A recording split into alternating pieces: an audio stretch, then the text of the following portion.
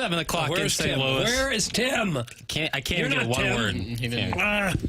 word. Okay, we'll good get start to the week, I Go said. ahead. Go ahead. I'm sorry to interrupt. No, it's red hot. You're listening to The Morning After, presented to you by Brown & Crouppen, live from the Stiefel Studios on this Monday. And as Doug mentioned before, right at the top, where's Tim? And where's Martin? Where's Martin? That's what where's Tim and where's Martin? Both are on vacation, both scheduled vacation. So, Doug, if you look to your left, you'll see former NHLer Cam Jansen in the building. Over there. Hello, Cam. Rejoice, St. guys? Louis. Cam Jansen is with us here on TMA. So great to see you, Cam. Good to see you guys, too. What does your hat say? It says yoink. It just matched the shirt. It says a phrase I use on the podcast that anytime you open a drink up, it cracks, I say yoink for some odd reason. Oh. And then it picks up, and then people like that kind of stuff. It's become your catchphrase. A little catchphrase, one of the catchphrases, you know. Okay. Simple, stupid, but works. And original, and it's yours. Well, I stole from The Simpsons back in '94 when a character stole something. Take he goes, something. Yoink. And I laughed at that back in the day. Now there's a guy that goes to the swamps in Florida and tries to find boa constrictors. I love that And he guy. does the same thing. He's like barefoot in the Everglades, right? Did you see the bugs on his foot when he's walking around? All the little swamp puppies, and he just touches everything. Look at this. If it bites me, I'll die in 3 seconds. And he touches it. It's unbelievable. Doug, is there any dollar amount that would get you to walk through the Everglades barefoot? I don't think there is, no. Yeah, we start to get up into the hundreds of millions. You know, maybe we walk a little bit and see how it goes. But probably not. You ever talk to YP anymore? Yeah, I haven't. Does he post that much anymore? I mean, he was on a roll for a while. He's always out there doing some crazy snake stuff and giant fish. Yeah, he's been doing that for quite some time. Even before I even saw this cat, fishing, whatever his name is. Sure. I mean, there's so many of them now. They all are tough, man. Like mentally tough to be able to even do that. Like fighting people is one thing, but catching animals, swimming in scary places which you don't know, murky water, like all that stuff, walking through all that, like YP, man. I went on a fishing tour with him for Barstool when he was doing that on the Mississippi River, and he was out there. We were out there for 7 hours, and I'm like, oh God, like, can we go now? Starting to get dark. We're right there by the arch, and we're like, we probably should get back in. We have a lot of equipment on us, like, you know what I mean? Get a little shady. And he's like, no, I got to get the biggest one. I got to get the biggest one. We're honestly stayed there forever. He caught some big ones. And I'm like, I got to see how hard he works and what he wanted to do. Probably to, to make Dave happy, of course, because they went back and forth a lot. Oh, yeah. So, but he was waiting, and he didn't get it. And the next day, somebody caught one of the biggest fish ever out of the Mississippi River, right where we were, and broke records. So, Big giant catfish? If I wasn't bugging him, maybe he would have got that one. But I don't know. But that's a tough gig, man. It is. When I was working at Channel 4, we got a call once from a guy who said, I think I may have just caught the record catfish out of the Mississippi. Can you come and bring a camera so we can document this and maybe make a story for you? I said, okay, sure. So we went, and it's in a housing project in downtown St. Louis, about the 13th, 14th was way up there. I thought, what are we doing? We got into his little apartment, and he's got this mammoth catfish in the bathtub. It looked like a human body was in there. Looks like it's mutated a little bit. Yeah. Good eatings. I forget what it weighed, but it was over 100 pounds, I think, and it turned out to be like the second largest that had been caught at that time. The Mississippi River is so terrifying in so many different ways. I told you I had that boat built from Doolittle, Missouri from scratch, this aluminum 23-foot shoal runner that went 70 miles an hour, had a 383 stroked out engine, jet engine in the back, so I can go in 6 inches of water going 60 miles an hour if I wanted to. So I got that thing made when I was 21, started making money. I'm like, I'm going to go build a boat down in Doolittle. My brother's like, let's get these. We're going to be on the river all the time. We're right by the river in Eureka. Let's get one of these badass river boats. It was the coolest one at the time. And I took it up the Mississippi for the first time. I had people on it, and I'm like just exploring the Mississippi River way up there. And we're chilling. I turned the engine off, which is sometimes stupid to do. We're floating down, Tried to turn it back on. It's not starting. Oh, no. Floating down the river. Oh, here comes a barge. People are panicking. I don't know anything. I lift the hatch like, bop, bop. I'm like, okay.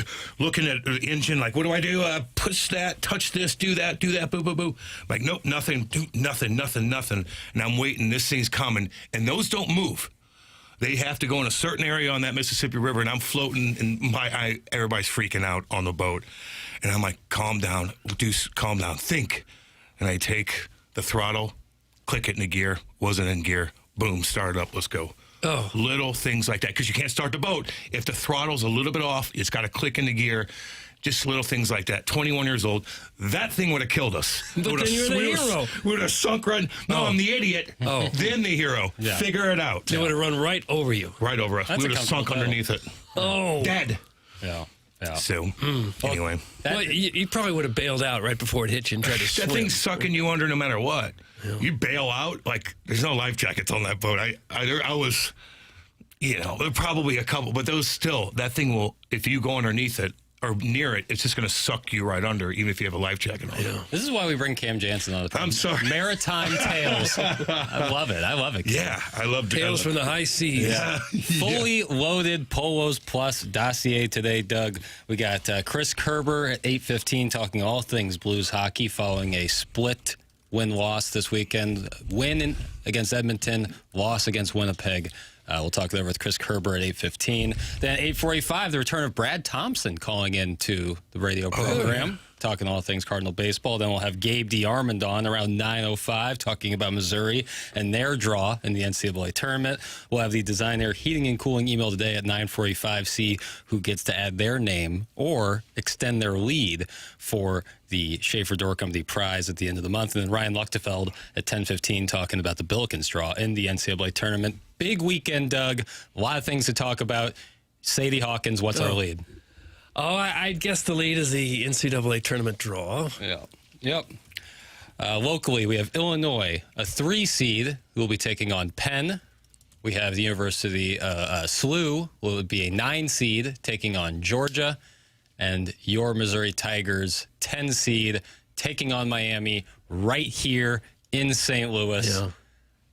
Missouri undoubtedly got the best draw out of the 3. It seems almost in terms unfair. Of relative. Yeah. Obviously, Illinois being a 3 seed, they earned that. They'll take on Penn and Fran McCaffrey, who used to coach at Iowa. That's how we talk when we do the NCAA tournament. Yeah. Oh, yeah. But Missouri gets to play in St. Louis against Miami. Miami assistant coach C.Y. Young was on Missouri's bench for the last 3 seasons, so there's some history there.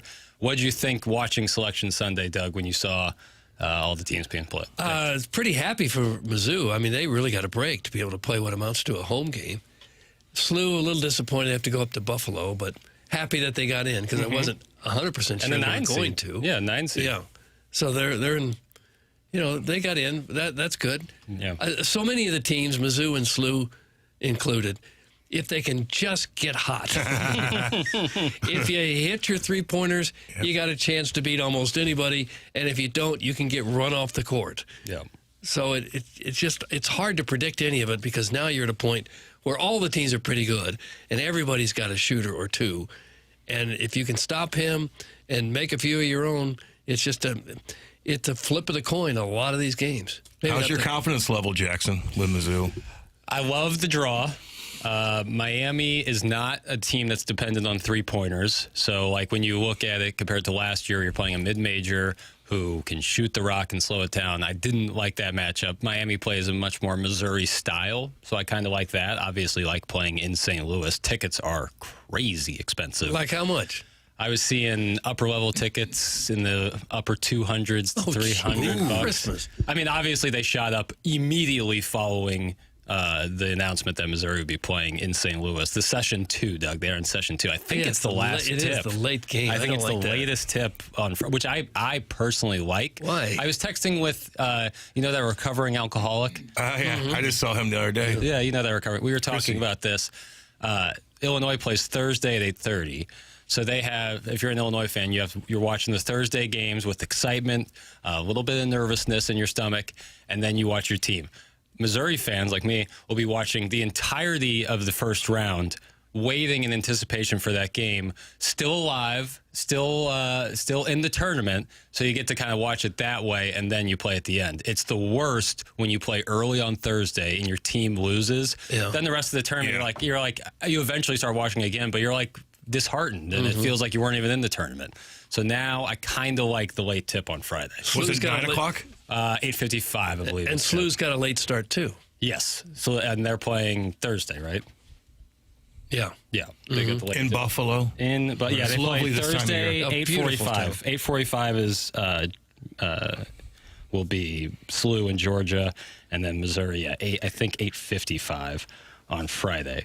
So yes, I'm feeling 9:10. 9:10 is what they have it slated at. Geez, that is late. But I like that. Get after a little bit. I get that. Yeah. So feeling okay. I think Missouri is kind of playing average where they are. I think SLU fans are probably like maybe not as confident being as where their team has been, but they got the short end of the stick in a major way in the A-10 tournament on Saturday. That was a bad deal they got there with the Dayton loss and the players running out on the floor while there's time on the clock. That is not allowed. No, it didn't bother me that much. I didn't even notice it when it happened. Really? I just kind of figured, well, the game was... It was really only one guy. And an assistant coach to go get him. Yeah. Now, they had to check the clock to see how much time was left, so I think that was their saving grace. I wonder, and Josh Schertz kind of alluded to this, we'll play that audio here shortly, talking about that very moment. I wonder if they would have thrown the ball in. Now you have 6 players and a coach on the floor. Yeah. That is undoubtedly a technical foul. Leaving the bench at any point during a game is a technical foul. Better yet, throw the ball in and hit the coach or hit the player who's not supposed to be on. Then they have to call something. Right. I guess the risk there is it's only 0.3 seconds, so as soon as it touches somebody, the buzzer's going to sound. But they had to check the clock anyway. SLU avoid. But Robbie Avila hits the big 3 right before that. It was an awesome game. Yeah. But ultimately, SLU makes the tournament, gets that 9 seed, is going to play Georgia, who will be the best team they play this season, maybe by a somewhat comfortable margin. Missouri fans saw Georgia play earlier this season and lose. So, there's some experience there if you've watched any Missouri games. According to ESPN analytics, Georgia is favored by 51%, 51 to 49. Okay. And Mizzou is a 55-45 underdog. Yeah. So both games very close, should Sure. be, according to the analytics. Sure. But it is nice to go to Buffalo once you step off that bus and you feel that beautiful weather. It gets you in the mood to play sports. Were you surprised that Parayko didn't want to go there? Hell no. Oh, gosh. Early line is Georgia minus 2.5 against SLU. Illinois is a 24.5-point favorite over Fwan McCaffrey. Fwan McCaffrey. Fwan. All right, Doug, I set the over-under on local teams' wins. That's Illinois, SLU, and Missouri at 2.5. 2.5 wins for the tournament, over-under. I'll say 2. Also, I'll go under. Under, okay. Cam? Ooh. 2.5. 2. Illinois. I'm going under. Okay. Kurt? Under. Wow. Oh, I know. Not a lot of confidence. No. You figure that either Mizzou or SLU will probably Coin beat flip. one It's of kind them. of a coin flip. Yeah. And then Illinois will almost certainly beat Penn. So everyone's going under. Wow, I guess I better enter this in predictionary. What I'm looking forward to the most is a potential second-round matchup, UCLA and UConn, and you get our 2 favorite coaches going head-to-head. At least one of them's got to get out. Hurley and McKernan. Yeah. Boy, who do you root for there? Maybe double technicals and they both get thrown out? A tie? Yeah. We don't care for those 2. No, that's what I hear. If Illinois is to win against Penn, they would play the winner of the North Carolina VCU game. SLU fans have certainly seen VCU play a couple of times, and Illinois has a rich history with North Carolina. So either way, you're going to get a pretty fun matchup there. If Missouri is to win, they would likely face the 2-seed Purdue in St. Louis. And if SLU is to win, they would take on the winner of Michigan and whoever comes out of Howard and University of Maryland, Baltimore County. You may know them, Cam, by being the first 16 seed to defeat a 1 seed when they defeated Virginia in 2018. Well, if you have to play any 1 seed, Michigan right now is the one you'd want to play because they just lost one of their best players out for the year. Yep. Yeah. Kaysen, I think his name is. Kaysen. Yep. Yeah, they lost him. Not that it would be a cakewalk. Yeah. But you definitely don't want to play Duke or Arizona. No, you might have a better chance against them than I don't know who's Arizona. on seeds. Arizona is You've been talking about them for a long time. unreal, man. Do they have a bad loss, though? Did somebody beat them? They have 2 losses total on the year. There was one that wasn't great, and I can't. They lost to Kansas at Kansas. Okay. Which is excusable, as Missouri fans might know. Arizona would be a nice place to play ball. Don't you think? Oh, yeah. Or hockey or anything. Is there a big... does Arizona have a big hockey program? Yeah, it's good. Really? Solid, yeah. And more people are going down there because if you go down to Scottsdale area, as you know, if you're 22, 23 years old, you're in a pretty good situation. Yeah, Scottsdale's nice. But they Anywhere just you lost look, their team. it's unbelievable. They lost their NHL Yeah, team. I know. I'm just saying going to college there, Yeah. it would be nice. Yeah, Tucson, very nice. Make a little money. Yeah. Arizona pretty State's sweet. one of the largest colleges in America. So it got like 59,000 students. Yeah. That's where it's at. Yeah. Get involved. Air Comfort Service text line. That's 314-399-9646. You can also hop in the Michelob Ultra YouTube chat here in our Healthcare Evolution 7 o'clock hour.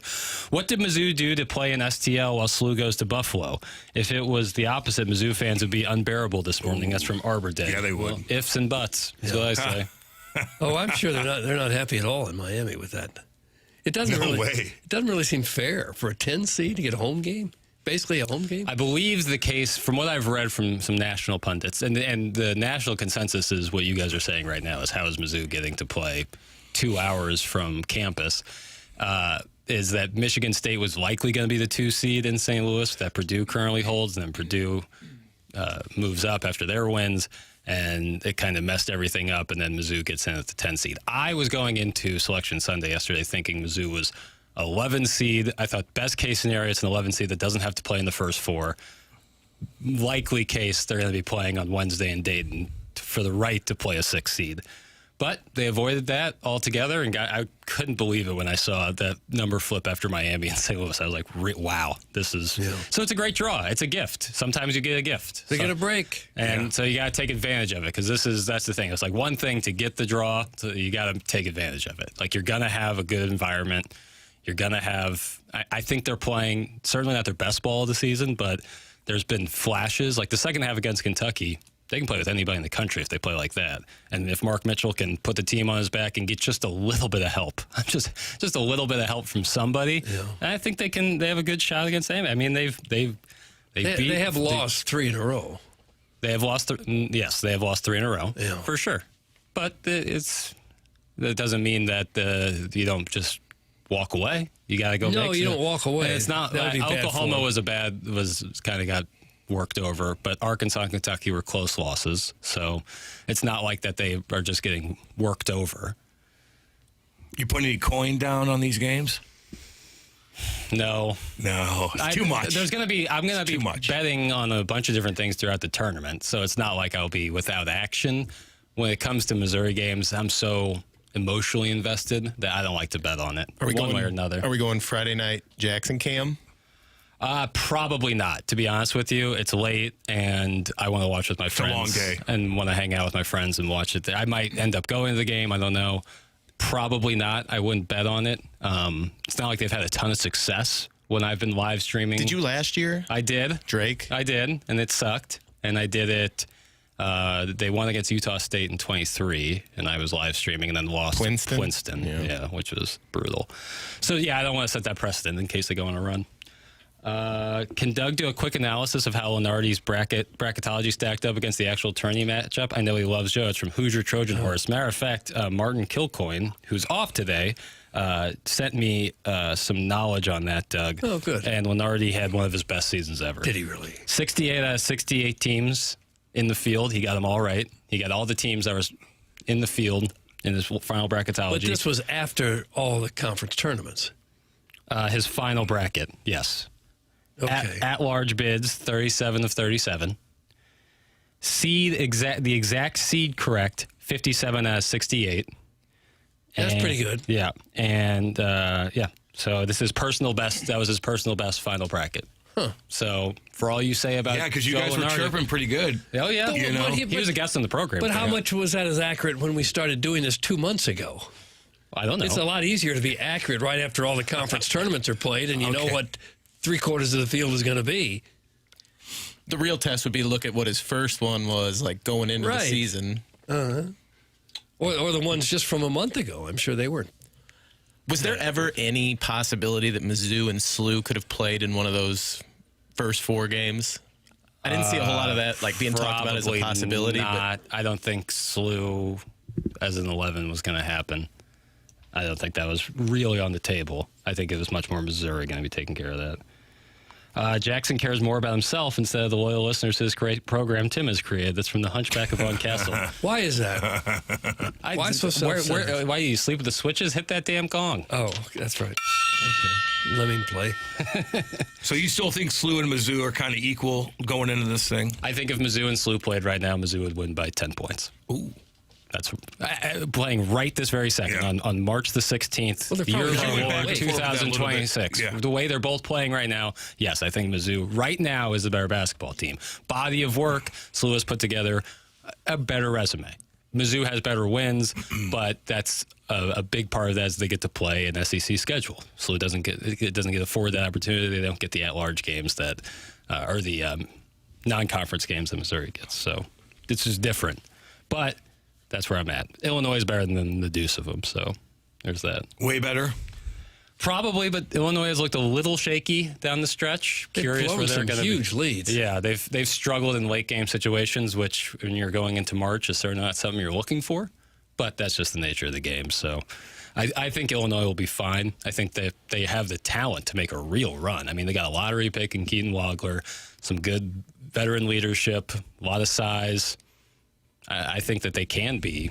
And Brad Underwood's just an outstanding basketball coach by my assessment. Morning, boys. Hope all is well. Texting in from Gulf Shores, and it's crappy. Power out in the condo, and it's windy, and I have to turn on this show and realize Tim isn't here. Great start to my week. There's a bachelorette party in the house next to me, though, so possible a pre-hot wife event could occur this weekend. That's from Little Beer Cats. Cam, he's like 23 years old. Oh, he'll be fine. It is cold down there right now in Florida. It's cold here, like you're man. rolling the dice to go to Florida in even March, like on the Panhandle. Panhandle. Yeah. If you go all the way down to Miami, you'll be okay. Pretty good chance. Yeah. But if you're going right there and going Rosemary Beach and Destin and all that, it's freezing cold. Too early. You got to go in like June, really. Yeah.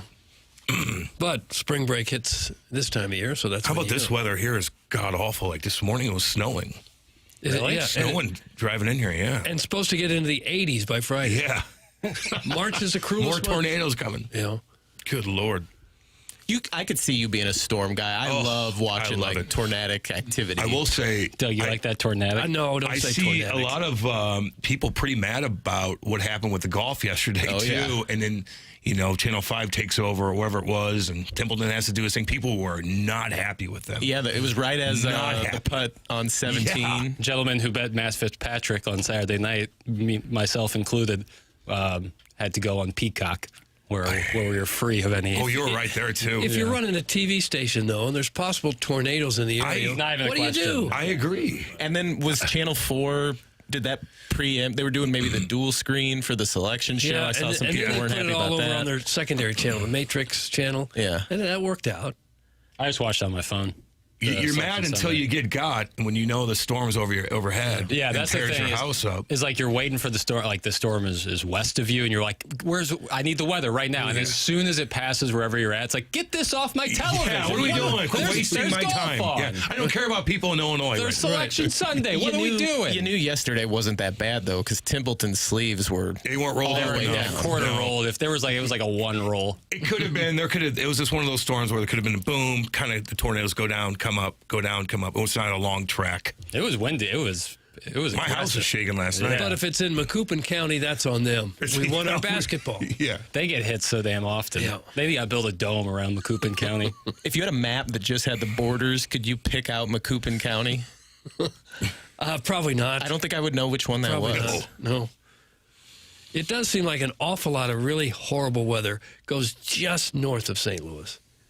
It does. The arch effect. It goes on and gets Chicago, but we miss an awful lot of really lousy weather, barely. Well, it goes north and south, actually. Yeah. A lot of southern tornadoes. The Dixie, it's like the Dixie Alley now, they call it. where now a lot of tornadoes are going through Alabama. Yeah, to Louisiana. SEC country. Yep. There's a couple of storm chasers on YouTube. I like watching them go live from their vehicles, just running down those storms. Yeah. Yes. I used to get into that big time back in the day when there were so many rogue. Now they're all kind of have to go through a process, but back in the day, I felt like on YouTube, there was just random people just going to check this out in Oklahoma. Dangerous as hell. Next time there's tornadic, Doug, activity, I'm going to come scoop you up and we'll chase them down. Could be a boring day. It could lead to a boring day because a lot of times you're chasing something that doesn't exist. Is it a problem that some of these chasers are driving 100 miles an hour on the highways to get there?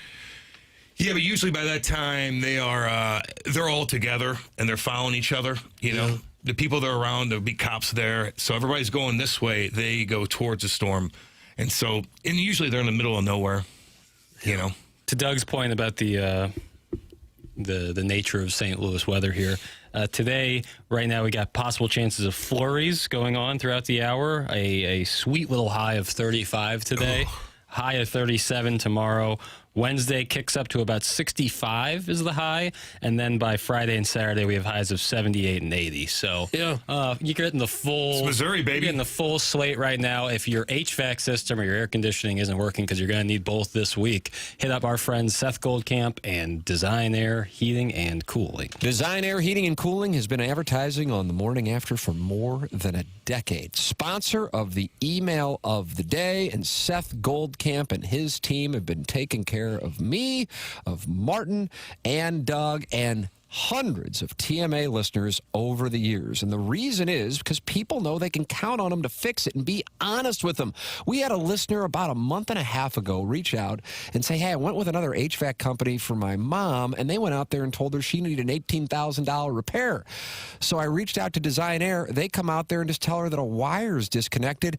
They fix it. That's it. Saved her $18,000. That's doing the right thing. That's what you can count on from Design Air Heating and Cooling. Online at designairservice.com. It's Design Air Heating and Cooling since 1904. Designairservice.com. All right, fully loaded polls plus dossier today. We got Chris Kerber coming up at 8:15. Brad Thompson at 8:45. Gabe DeArmond of Power Mizzou talking all things Tigers and the tournament draw at 9:05. We'll have email today at 9:45, and Ryan Luechtefeld talking about SLU and their tournament draw.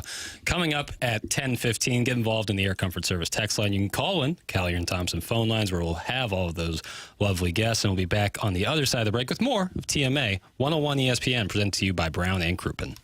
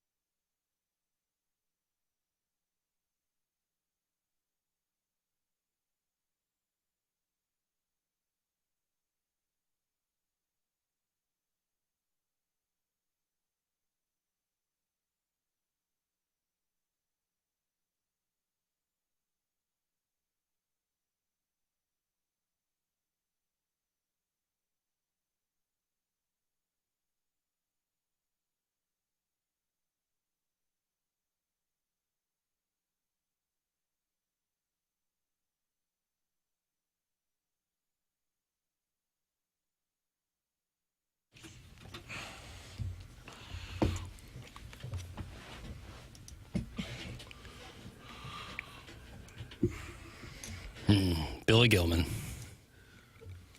Puts me in a bad mood, actually, hearing this song. I absolutely hate it. Yeah. Oh, yeah. It's not meant to feel good. What is it, though? It's Billy Gilman. Who is he? I don't know. I've always wanted to know. It's been the Monday Return song going For on a long time. about 15 years Yeah. now. He was Jeremy, you probably know best about I don't remember with William T. Gilman. the show. It was like pre-American Idol, but he was like a young kid when he first burst onto the scene. Yeah. With this, One Voice was a top 40 hit on the Billboard Hot 100 and a This top was 20 top, hit. Top 20? Oh. What year was that? 2000. I don't know the year. 2000. Okay. Welcome back. You're listening to The Morning After. Presented to you by Brown and Crouppen. We're broadcasting live from the Stiefel Studios in our Healthcare Revolution 7 o'clock hour. Cam Jansen filling in for the vacationing Tim McKernan and Martin Kilcoyne today. Martin will be back on Thursday. Tim back on Monday of next week. Cam was kind enough to hop in and join us for the week. You can text in your thoughts or your questions for Cam. We can have some questions for Cam. He'll be I'll answer anything. He'll be with us tomorrow and Wednesday as well. Cam's working. I thought he would be crying in the arms of TJ Moe right now. Sam Others from Marcus Hennessy. What's that mean? I have no idea. TJ and I worked together for a while there. Yeah. If there's any group, TJ. if there's any group society can afford to lose, it's people dumb enough to drive towards storms. So I'm okay with them doing 100 miles to get there. It's from Uncle Wally's Plastic Ear. Yeah, usually you want to drive away or hunker down. What's stupid is if going underneath an overpass and thinking that's safe when a tornado comes, which it looks in reality. If you think about it, like, this is protection. It's not. It amplifies so much wind, and all that debris gets funneled underneath the overpass. So you are I'm telling you, in a danger zone. Even worse there than out in the open? You might as well get out of your car and go to a ditch and lay down in the ditch. It's hard to find a good ditch sometimes. Bro, there's always ditches next to highways. Like, there's always going to be a ditch there. Even if it's not that deep, they say it's better to do that than stay in your car and be under an overpass. I'm not sure I've ever seen anyone lying in a ditch next to a road, though. It's hard to abandon your vehicle, which you think is going to protect you, until it flips up and lands on its head, and all of a sudden you get crushed. Yeah. So, You ever live anywhere where you had to deal with the hurricanes or typhoons or those weather phenomena? No, but the craziest weather I've ever dealt with, besides here, which is crazy. We do have crazy weather. I love it. But in Scotland, man, Scotland was nuts. You know what I mean? When were you in Scotland? I played over in England, and I would right. travel up there. That's Yeah, right. I played a year in Nottingham, and I would travel to Scotland, and it would be 75. Like, Scotland's beautiful. Yeah. 5 minutes later, sleet and hail, 70-mile-an-hour side winds hitting the bus. The bus was like, whoa, whoa. Then sunny again. Then pouring down rain. Then snow. It's unbelievable. All in 1 hour. How'd they embrace hockey over there across the pond? Oh, that league's been around for actually quite some time. I think early 90s. It was awesome. Some teams are better than others as far as fan base and whatnot. Nottingham was probably the best. Living there, the fans were packed every night. They knew you in town. They spend the most money on certain things. Because when you play in the NHL and all of a sudden you play down in a league in England, there's some differences, right? Spectre might be. I Yeah. love that. No water? Okay. Oh, we drink out of this. Just little things like that kind of add up, but you get used to it, and it was so beautiful over there, and it was worth a year. But then, again, like, I signed a 2-year deal, and they were going to make me captain. They put all this stuff up everywhere. And then Tim McKernan calls right before I went to training camp and said, hey, you want to do radio? I go, yeah. He offered me a contract. There you go. So I told those guys I'm not coming. You take that call And they were 100 times out of 100. Of course. I'm not going to go prolong. I got to do something. I got to stay here. No. Got to figure some things out. Please tell Cam that I love him, but also ask why he's a Kairu defender. That's from Harrison's brother Master. Am I that much? Well, famously because he could score 40 Carolina. goals. What do you mean? And he's making $8 million. Okay, fine. Is he a leader? No. Is he loud in the locker room? No. But can he score 40 goals? Yes. He's a goal scorer. You need those. You're going to get rid of him and get what? His contract's good. He's 26 years old. I don't care if he's not rah-rah. It doesn't matter. Robert Thomas isn't that way. He could score 40 goals. Yeah, is he consistent? No, but don't have him be, Just realize that. And I tell you what, and even Andy and I both say this, if you put Kyrie on a team with superstars, he's going to look like a superstar. So I think there's a lot of pressure on him. And is he consistent? No. Does he have his flaws? Yes. But he could score 30 to 40 goals, and those guys are tough to come by. And you know what? If you find another guy that's going to do that, he's going to cost you a lot more money. $8 million is not much. The cap is going up big time. You think Snuggerud's a guy who could be a 35, 40 goal scorer? Oh, yeah. He looks pretty good. Yeah. That line with Snuggie and Thomas and Holloway look pretty good. The Blues this year is so weird, though, man. It's weird. Someone asked earlier in the Air Comfort Service text line, what do you think they need to do to return to contention? What do they need to do over the summer to return to contention? And I thought I'd ask you that. Well, you're going to have to make a decision on the goaltending, I'm sure. Joe Hofer looks fantastic. Yeah. You know, people are going to want, you can get a lot of value out of Jordan Bennington. It would be nice to hit on a nice draft pick. That was kind of the talk of the town for a while there. When you're bad, you're like, whoa, we're this bad. Whoa, interesting. Look at these guys coming up. Oh, one just got into a fight at the bar sticking up for his mom, Gavin McKernan, who's dominating in college at a young age. Ooh, he'd be cool to see in training camp. He'd be cool to see play on a line with the mixture of guys that you have up there with Holloway, all those young guys. Like that'd be pretty cool to get a top dog. How do you do that? You just can't tank. These guys don't give a damn about that number one pick. Yeah. None of the players do. They don't even think about it. The coaches, maybe here and there. The GM, absolutely. Right, that's the the scouts, the fans, the players, like, why would I want, I'm the man. Right. I don't even want this guy here. Not to mention, you've got to play for yourself in case. And that guy might take your job, He's too. going to take my job. Right. Wait, I'm the man. I'm the one scoring. No, I don't want him around. They don't think about they think about what's going on right now and how they could win right now, and that's rightfully so. So the fans are, on the other hand, think completely different. But God, I knew this was going to happen. I feel like. Yeah, we talk about a dead cat bounce whenever a coach gets fired, but I feel like there's probably something similar, and you could speak more to this about post-trade deadline when a bunch of guys get moved, and it was clear that they were trying to move more guys. Oh, yeah. Colton Parayko, that there is that kind of mentality in a room where it's like, all right, they don't think we can win. Watch this. Absolutely. Yeah. You know what I mean? Yeah. And the fact that a lot of them got a break too from the Olympics. Colton didn't. Dvorsky didn't. I guess who else was out there? Oh, Bennington. Suter, Benner, and Broberg. But everybody else did. It's nice to get a little break, rest a little bit. I mean, Robert Thompson been banged up pretty good all year, so he probably needed that. So you add that in. Guys are pretty ticked off about the trade. Names getting brought up, rightfully so. Get a little fire under you. The place is still packed. I'm at every game. Yeah. Place is packed. Energy still there? The place is packed. And it's good to see that. And I think even if they were, even when it was a Tuesday when they lost 8 games in a row, I'm down there. It's packed. Yeah. It's good to see that. Will that last if you're not playing well in the next couple of years? Maybe not. But if you have some young talent on that team, people are going to come watch. They know you have a vision on what you want to do. I think the fans will understand that for sure. They don't want older guys that are slow and get paid too much money. They don't want to watch those guys play. Yeah. Does that make sense? Oh, I get it.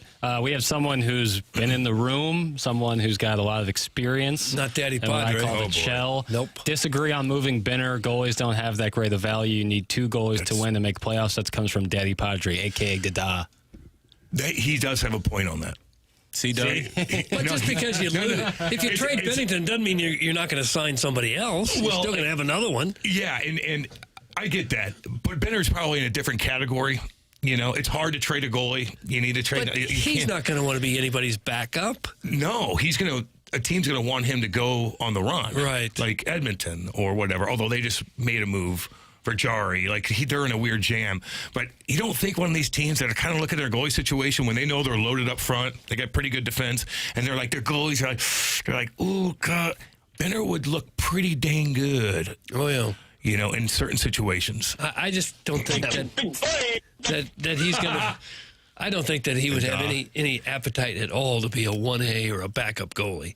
I don't. No, he wouldn't get traded. A team's not going to get rid of a first round. Oh, if they were to decide Hofer's our yes. future and we'll let him play most of the time and Bennington can play every now and then, that's not going to fly with Bennington, I wouldn't think. No.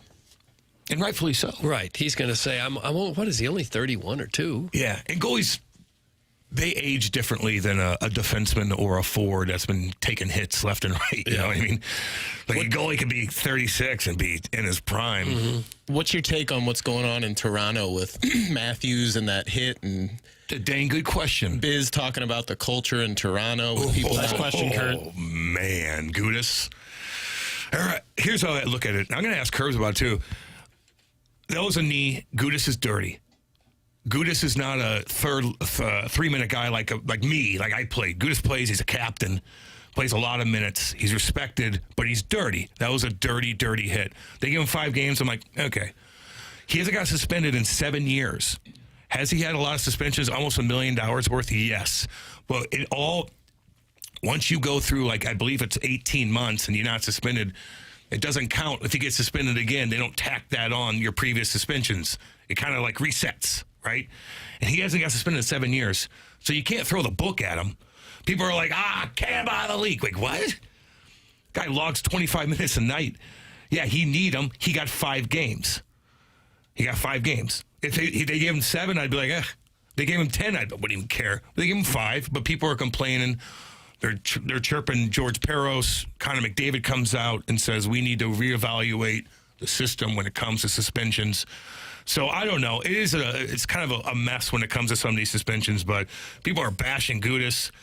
But on the other hand, the Toronto Maple Leafs not jumping in there. Gudis is tough, man, and none of those guys are as tough as him. But who cares? Go in there with your stick in his face and knock his teeth out, and you get 2 games. Like, you got to show something. It's been a terrible year for you. Your coach is probably going to get fired. You guys have been soft. Your reputation is soft. Then you got Morgan Riley coming out and said, I didn't really see the play. Yeah, you did. Camera's right there. You're looking right at it. William Nylander is like, I don't know what happened. It happened so fast. No. Because you even lifted your hand up because you saw that it was a knee. It makes that team look very, very soft. If that happened here, this fan base would go nuts. Up top, they would go nuts. Monty and our coaching staff would go nuts. And I don't know.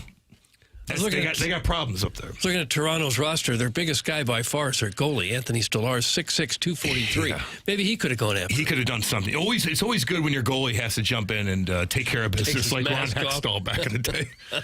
It's funny. Like we've talked to Ron Hextall. He used to fight all the time. I'm like, why are you doing that? If your goalie's the one that has to set the spark, besides making saves, then your team identity has a problem. Yeah, you know what I mean. Well, it's no good for the league when one of the premier players gets taken out like that. It's not good at all. Yeah. Not good. He's been banged up all year long.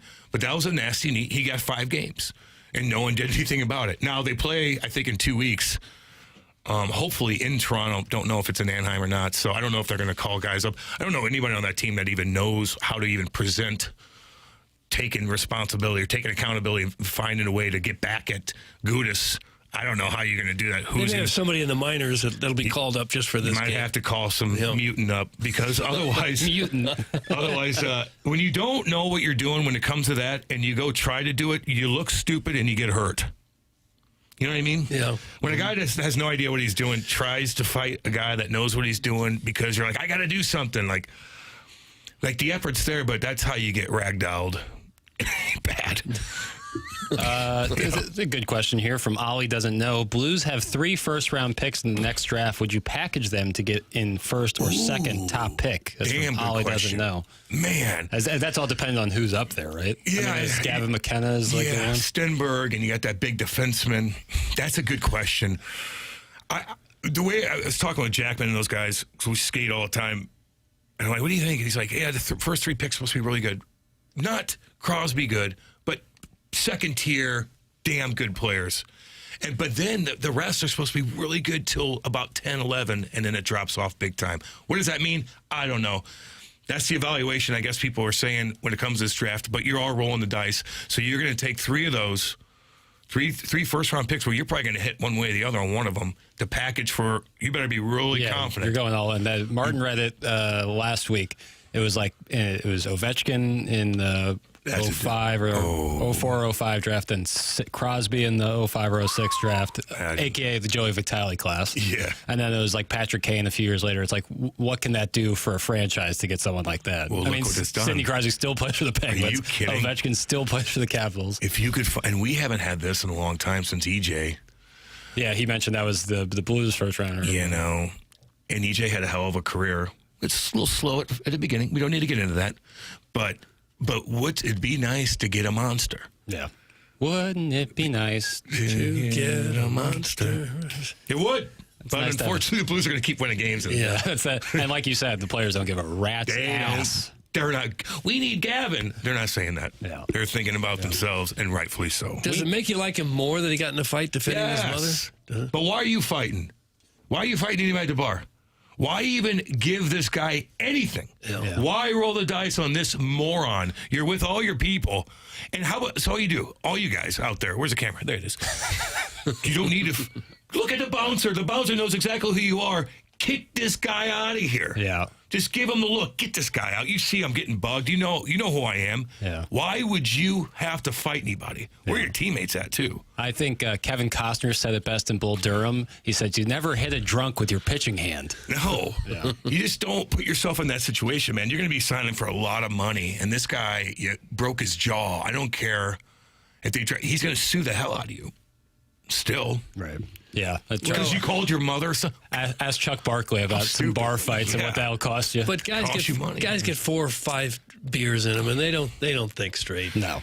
That's the same reason you get in the car and try to drive home. Doug, I mean, how many barroom brawls have you been in? Too many to count. Right. Too many. Right.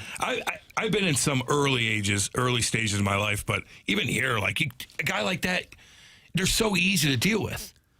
Everybody sees it. All you got to do is look at the bouncer, like, get him out of here. I'm spending money. You know who I am. Get him out. Yeah. They'll get him out in 2 seconds. You have to go fight him because he called your mom. Have you ever had to do that? Have you ever done that yourself? Yeah. Oh, you have? God, yeah. I'd be like, get this People guy. want to put you on their dance card because they know who you are? Not in St. Louis as much as when I was younger, playing in Canada, in Windsor, when I was young and we were all dumb. Now, like, people know you here. Like, no one's bothering you. Like, people are pretty cool. For sure. People are pretty cool. Yeah. But again, you don't need to be, I'm going to go fight this guy. He called my mama. Who cares? Get him out of here.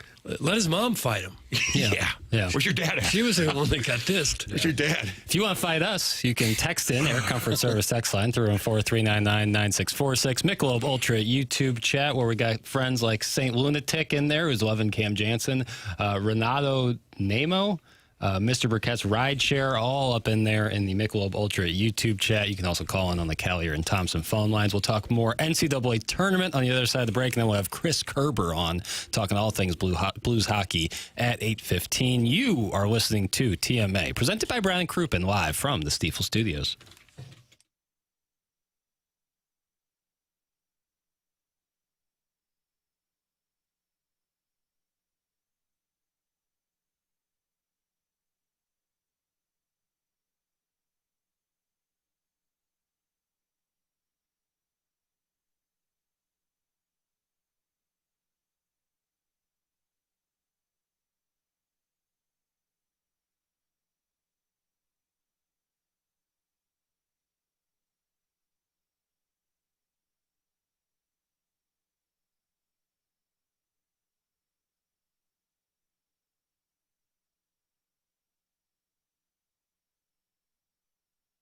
Right now, FanDuel is dropping bonus bets into everyone's account for the tournament. All you have to do is opt in to claim your bonus. Use them on bracket picks, money line spreads, total, game props, or even same-game parlays. But don't wait.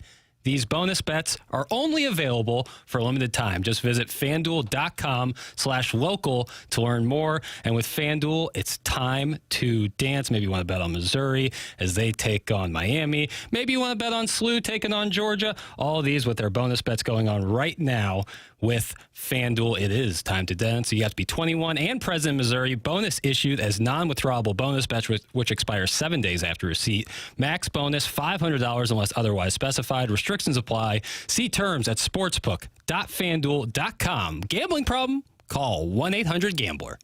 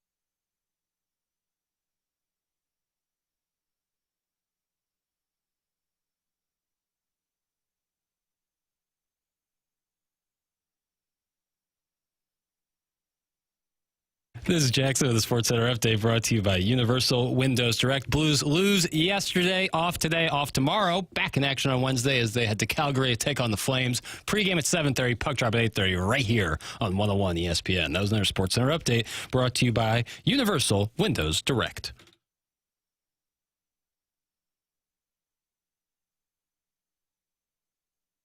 Well, boys, you gave it a hell of a try. The well was full, but now it's dry. Might as well call it one and have you a beer. Look out, MLB, we'll get you next year. Yeah, we'll get your asses next year. What's that you say? I said we'll get your asses next year. Lovely to have the TMA band on site here to play that tune. It's an orchestra. Yeah, it's orchestral in nature. The AI. Yeah, AI? Yeah, of course. So funny. Yeah, It's good. Yeah, the Rogers and Hammertoe is the name of the listener who will send us a lot of wonderful AI tunes specifically tailored to this program. So thank you for that. Thank you to Brian Crouppen, our title sponsor here, for presenting TMA every day here on 101 ESPN. Matter of fact, this was great timing for me to have Tim talk about our friends over at Brown is that and right? Crouppen. Okay. Brown and Crouppen, the presenting sponsor of The Morning After, the title sponsor now for a number of years. And we have gotten to know Andy Crouppen, Terry Crouppen, and Ed Herman. And we know them because they come into the studio, and they do that because they are local. Don't you want a local law firm, one that knows how to handle the big national insurance companies, all while knowing the local court environment? Plus, they know the best places in St. Louis to grab a bite to eat. They're going to offer superior legal services and value client services as well. Brown and Crouppen online at getbc.com or by calling 314-222-2222. That's 314-222-2222. It's Brown and Crouppen. Make sure you let them know you heard about them on TMA. The choice of a lawyer is an important decision and should not be based solely on advertising. Past results are no guarantee of future results, and every case is different and must be judged on its own accord. All right, so the local teams in the NCAA tournament, Doug, you'll have Illinois taking on Penn. That's a 3 versus 14. That's going to be on Thursday at 8:25 p.m. And then just a little bit later, SLU and Georgia will play at 8:45 p.m. Missouri, the final tip-off time of the first round as they take on 7-seed Miami at 9:10 p.m. on Friday. Here is Missouri head coach Dennis Gates on getting to 3 out of 4 tournaments in his first 4 years. All right, hit the lever, please. If we said it at the press conference, and I mentioned this before, and I said and stood on the podium and said, I guarantee you we will go to 3 out of the 4 next NCAA tournaments. There will be many people that would say it's never happened in the history of our school while we've been in the SEC. There will be plenty to say that no coach has done it like that. There will be many to prophesy failure. There will be many to say it's not possible. There's a lot of doubt in the fabric of our institution when it comes to those moments where we've been on the other side of being unlucky, right? But that also helps the fandom that we do have, the support that we do have. I will never push away the criticism I receive as the head coach. It comes with the territory. I'm built differently where those things don't bother me. I'm going to continue to give my very best for as long as I'm the head coach here. That's Dennis Gates talking about making 3 out of 4 tournaments in his first 4 seasons. I think the biggest thing to me is we were sitting here immediately following the Missouri-Illinois bragging rights game where Missouri got smoked to the tune of 40-plus points. Just got absolutely worked over by the Fighting Illini. And we were sitting here really wondering, like, what's the future like for Dennis Gates? He's got this great recruiting class in there, but we can't go through another season where it's maybe winless in the SEC. It clearly looks like they're down and out. They, of course, were missing 2 of their best players, but doesn't matter. You shouldn't lose by 40. And here we are sitting here on March 16th, and the Tigers are going to the tournament with a favorable draw, certainly the higher seed, but a favorable draw playing in St. Louis. You know, I think that's a testament to the players on the court, first and foremost, but Dennis Gates and the belief that those guys have in him. So exciting stuff, I would say. But you got to take advantage of it. His record in March over the last 3 years has not been great. In fact, it's been bad.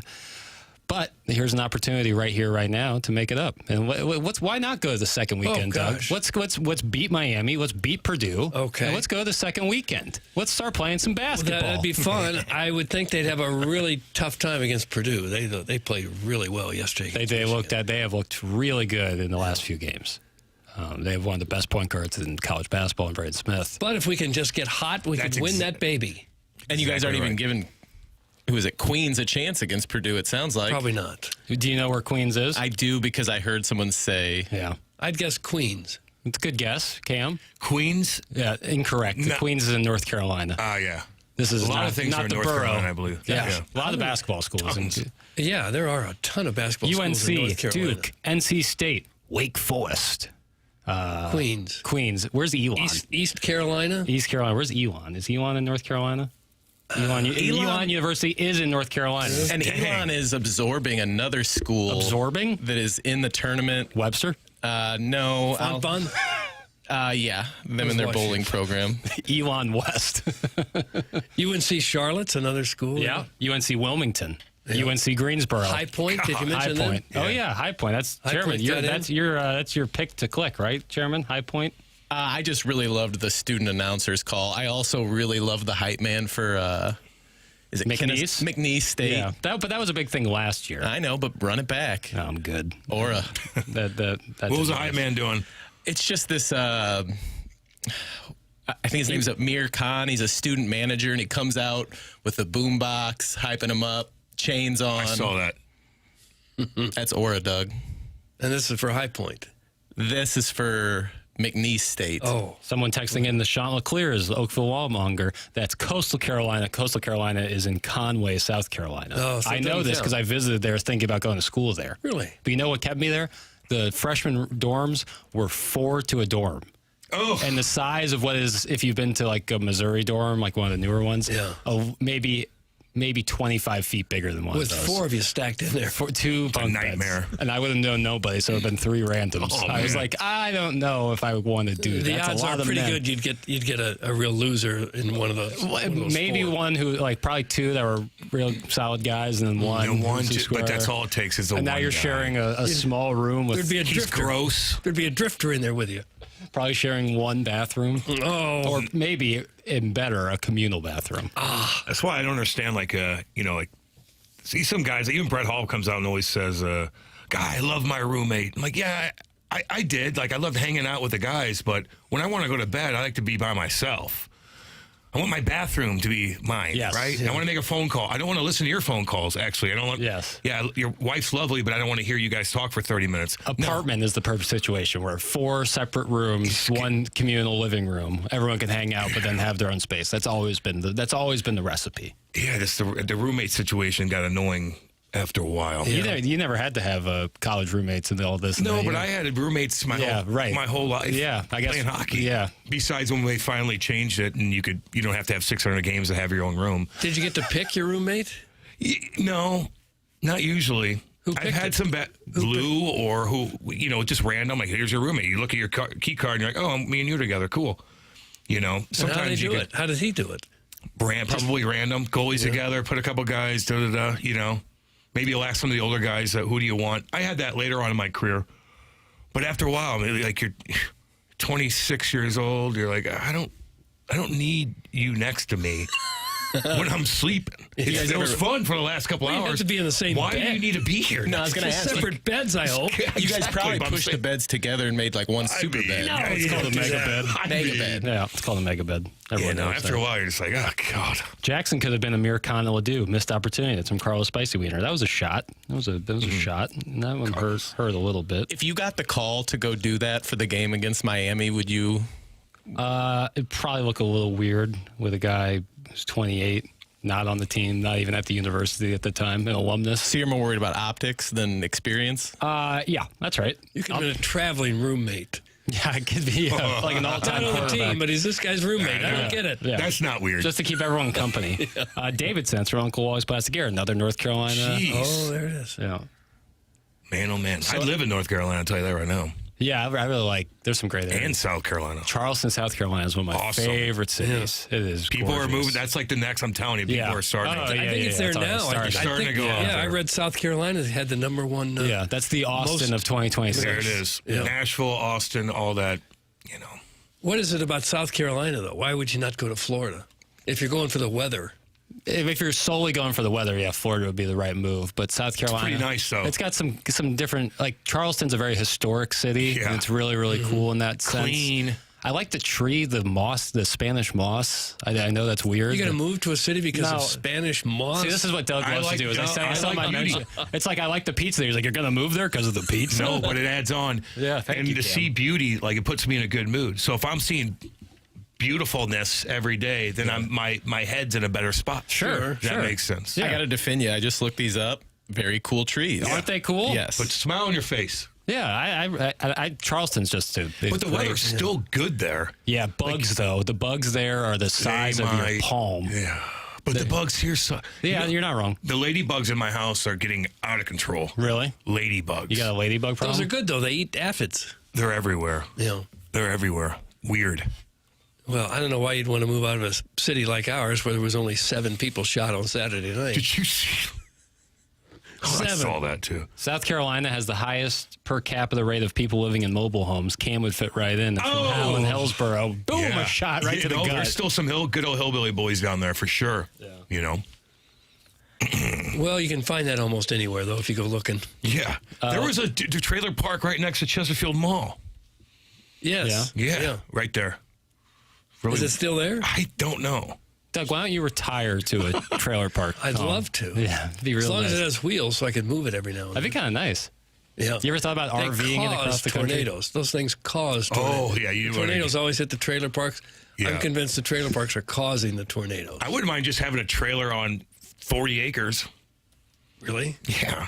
I thought you didn't like living in the woods. That would look No, I would have to clear out Okay. a huge That'd be section. kind of weird to living in a trailer home, but you have 40 acres of land. Yeah. Just farmland? Because that's what it's expensive. And then you Yeah. can plop a trailer down there. Yeah, You a float trip guy? Not anymore. good for you. Good for you, Cam. I used to do it back. Speaking about getting in fights. Holy cow. Fights on the river with Cam. The most horrific things ever, like these guys down there. There's 40 of them. They're all wasted. And then you're with a couple girls, and they're just hounding them the whole time at the Who's All. Oh, man. There's talks of a TMA float trip. No, I there's, would there's do no. it. The talks have stopped. You can take do- my I spot. would do it. Take my spot. if Yeah, you got mine too. I told you last time I did, because my boat got it got totaled when I was in Nottingham because my dad didn't took it out of my driveway and put it somewhere else, and it got flooded, which I was not happy about. But so Kate and I are like, I want to see the river. It's been a couple of years, and I told you we owned a canoe, went down on a canoe, and I stood up at the very last section. We were on there way too long. And I stood up and dumped us both out, and it was like flooded a little bit. And Kate and I are like, and somebody came up to I don't know if I told the story. Somebody came up, I go, we're waving like help. This guy came up, this good old boy is like, hey, well, you guys okay? I go, no, like, help us. Because there's a tree stuck there. We're going to get kind of sucked under. And the guy goes, he saved us, and like mud everywhere. Poor Kate. He goes, are you Cam Neely? I go, yes. Yes. For right now, I am Cam. I am Cam Neely. Yeah, close enough. Cam, that Chesterfield Trailer Park is still there. Turd in a punch bowl. Oh, man. What are they doing with that area right there, man? I drive by it all the time. Yeah. They knocked it all down. Whatever happened to that trailer park along Highway Fardy in Ladue? That's from Plowsy's Yeah. Dog. Wasn't that in Finally got Huntley? knocked out. Yeah. Yeah. Huntley, then Trailer Park. Was Well, it right there? It was right on 40, yeah. Yeah, it'd be grandfathered in. But you have to live somewhere if you don't make much money. Do you ever see, you ever go on like Google Maps and look at those just pieces of property in Huntley? Zillow? Yeah. Oh, like, like on like 4 acres. Yeah. These Yeah. lots. They look like private schools. Yeah. I got a friend who lives in there. Oh, wow. Really pretty sweet home. Doug runs in white Really circles. pretty sweet. What's he do? Sports talk radio? He or- does not. Yeah. No. Afternoon drive. No, he does not do that. What does he do? Owned a business and sold it for. Insurance and whatever. Yeah. Like you see all those houses at the lake, you're like, what do you do again? What do you do? You guys all are wealthy? How? Oh, you own a construction business? Like, what do you? I think if you drove through those neighborhoods, you'd recognize a whole lot of the names from major business owners in St. Louis. Yeah. I don't know what this means, but Pele Blanco says float trips are Walmart on water. Yeah. You know, That's not bad. It depends on where you're at. You want to go down and you and your buddies go, down to northern Arkansas and do a trip kind of in the wintertime and camp out. Like, that's cool. You're not going to see anybody. Like, it's adventurous. But you go down to Hoozall on a Saturday in the middle of summer, you're going to, and you go to that big party that they have there, like there's going to be people around. We were talking about the recovering alcoholic earlier. He just texted and used to have an ice head hookup in a trailer park in Dupo. So hot, she comes to drug church now. It's from the recovering alcoholic. And he's dead serious on that. 100%. Just so you know. Yeah. Nobody gives a damn about trailers from Chokars 1.6, who I will say has not been happy the entire program. So What's he saying? the last floater runs into the most pee. That's from Chokars 1.6. That's so true, actually. Yeah. Just all that, you know what I mean? I don't want to do it. I'm not going on any more float trips. I'm a river guy, though. I that's what I grew up doing. Yeah. I'm on a river guy. Not for me, brother. Not for me. You know what it is for me? Chris Kerber, because he's coming up on the other side of the commercial break, talking all things Blues hockey, as he does every Monday at 8:15 here on TMA. We exit our Healthcare Revolution 7 o'clock hour. We are now in our Fisher Window and Door Store 8 o'clock hour. We'll have Chris Kerber on the Kelly and Thompson phone lines on the other side of the break. You are listening to TMA here on 101 ESPN.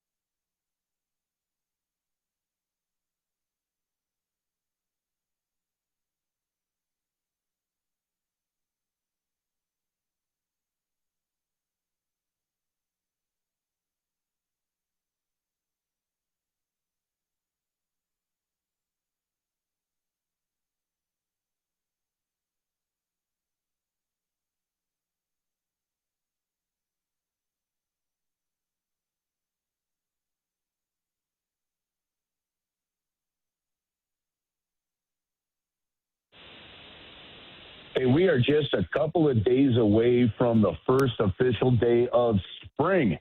And as you can see by the weather that rolled through town yesterday, it also means the unpredictable up and down with the temperature, the weather, the leaves blowing that were left on the ground, whatever it takes. And Classic Air Care has a couple of spring tips for you. Number one, make sure that you change that air filter on your air conditioner. Make sure that it's ready to go. That is the number one thing you can do to help maintain it at home by yourself. Number two, get outside. Make sure that around that air conditioner unit, the leaves, debris are not stuck to it. They're blown away from it. Make sure that it's got a good, clean airflow. Those are two things that you can do on your own to make sure that your unit is running in optimal condition. Then the other thing Classic Air Care recommends, especially if you haven't done it in a while, is get online at classicaircare.com, book a maintenance appointment. Just have them come. It's a tune-up. It's like getting the oil changed on your car or rotating the tires. It just lasts longer, it runs better, and makes your house more comfortable. It also helps prevent massive repairs down the road. Now, if you do need a new unit, they're there for you, too. They've got people that can get there within 24 hours. They've got over 100 vans on the road, and Classic Air Care cares about the customers. They want to make sure that customer satisfaction is their number one priority, and that's proven by thousands and thousands of reviews that you could read online at classicaircare.com that has them with a 4.8 Google rating. It's just that important to them. So follow what they tell you. Change that air filter. Make sure that it's cleaned outside. And then number two, get them in to maintain it so when the weather turns, starts to warm up, and you want your house perfectly comfortable for the spring and summer, it's exactly how you want it. It's Classic Air Care. They've been making people comfortable since 1926.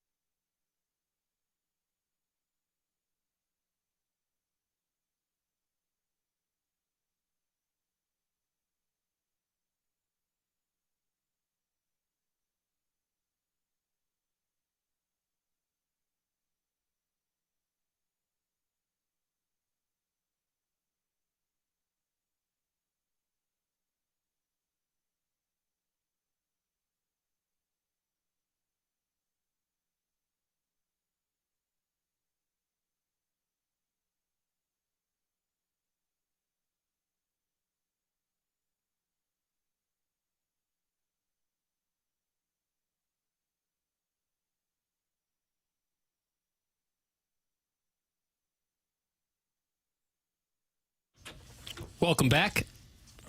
You're listening to TMA here on 101 ESPN, presented to you by Brown and Crouppen. And right now on the Callier and Thompson phone lines, we have Voice of the Blues, Chris Kerber. Good morning, Kerbs. Jackson, I love it. You read at the wheel hosting. This is fantastic. Yeah, sometimes you got to take the wheel of the ship and just start turning, baby. Oh, is that what you're doing? Just start turning. Okay. Just start turning. But I'm gonna let the former NHLer handle the bulk of the questions. I'll just be here watching the whole. Kerbs, what's going on? I love it, Cam. Glad you're up early, and glad to have you on the station, brother. How are you? I'm doing well. It's nothing like going on that West Coast Canadian swing and getting 2 days off in Calgary and another 2 days off in Vancouver. Kind of a goofy schedule, isn't it?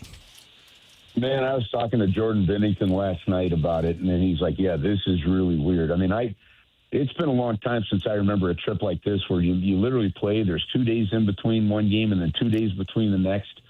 I think all the guys are actually later on this morning. There's no practice on the ice, but I think the whole team is going curling this morning or early afternoon. So little team bonding for them. They'll hit the ice again tomorrow to get ready for Calgary. And honestly, in what games? I mean, and I mean, if I'm being real straight with you guys, I didn't see it coming, but. You know, a win last night would have put them 4 points out of a playoff spot with a victory yesterday. So they remain 6 out. But these are games that actually kind of matter right now and still give them, a glimmer of hope and a glimmer of chance. And you could feel that attitude around the team. Yeah, who'd have thought we'd ever be talking about that? You go back 2 weeks and we said, well, this is over. Let's play for the last draft pick. And here they are. I guess they're still in the running. Does it feel like they're still in the mix? Well, mathematically they are. The way the team is playing on the ice, they feel they are. And, and I agree with you, Doug. I mean, look, it was March 1st, We went to play the Minnesota Wild on a Sunday in Minnesota, and before that game, the Blues were 14 points out of a second wild card. And they went into that game yesterday just 6 out. They had gotten as close as 5. Then when San Jose leapfrogged in, and so, yeah, they're kind of right there. And I think the attitude is, look, you're still going to see, the young guys, Dvorsky, Lindstein. Stenberg was scratched last game, but, I think you've got to give it another 4 or 5 games and just see where you're at. Because the math is there. I mean, teams were losing again yesterday in front of you. I mean, they could have separated you even more, and they didn't. And so you're like, okay, I mean, yes, San Jose, for example, does have games in hand on you, but the reality of it is, they had a lead in Ottawa, and they end up losing that game pretty handily. So I mean, you play them to win them. The one thing that it rings true no matter what, and I can go back to 05, 06. I go back and even with some of those, those teams that were just trying to find their way back into relevancy that Cam was on.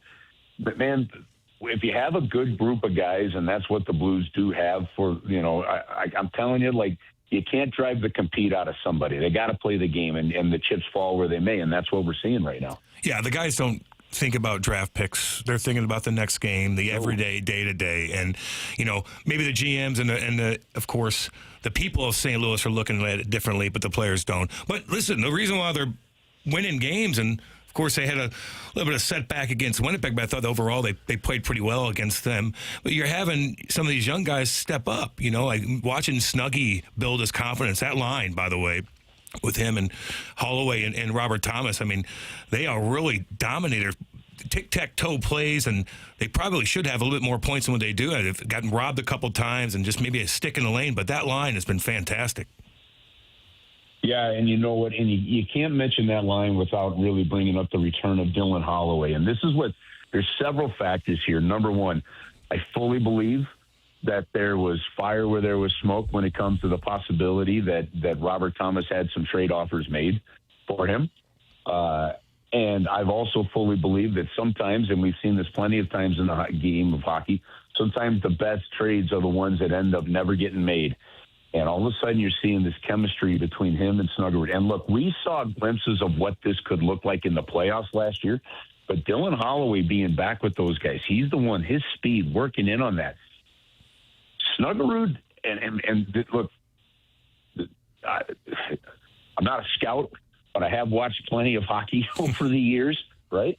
I'm telling you, I think his passing ability and his on-ice awareness is fantastic for a guy that's in his rookie season.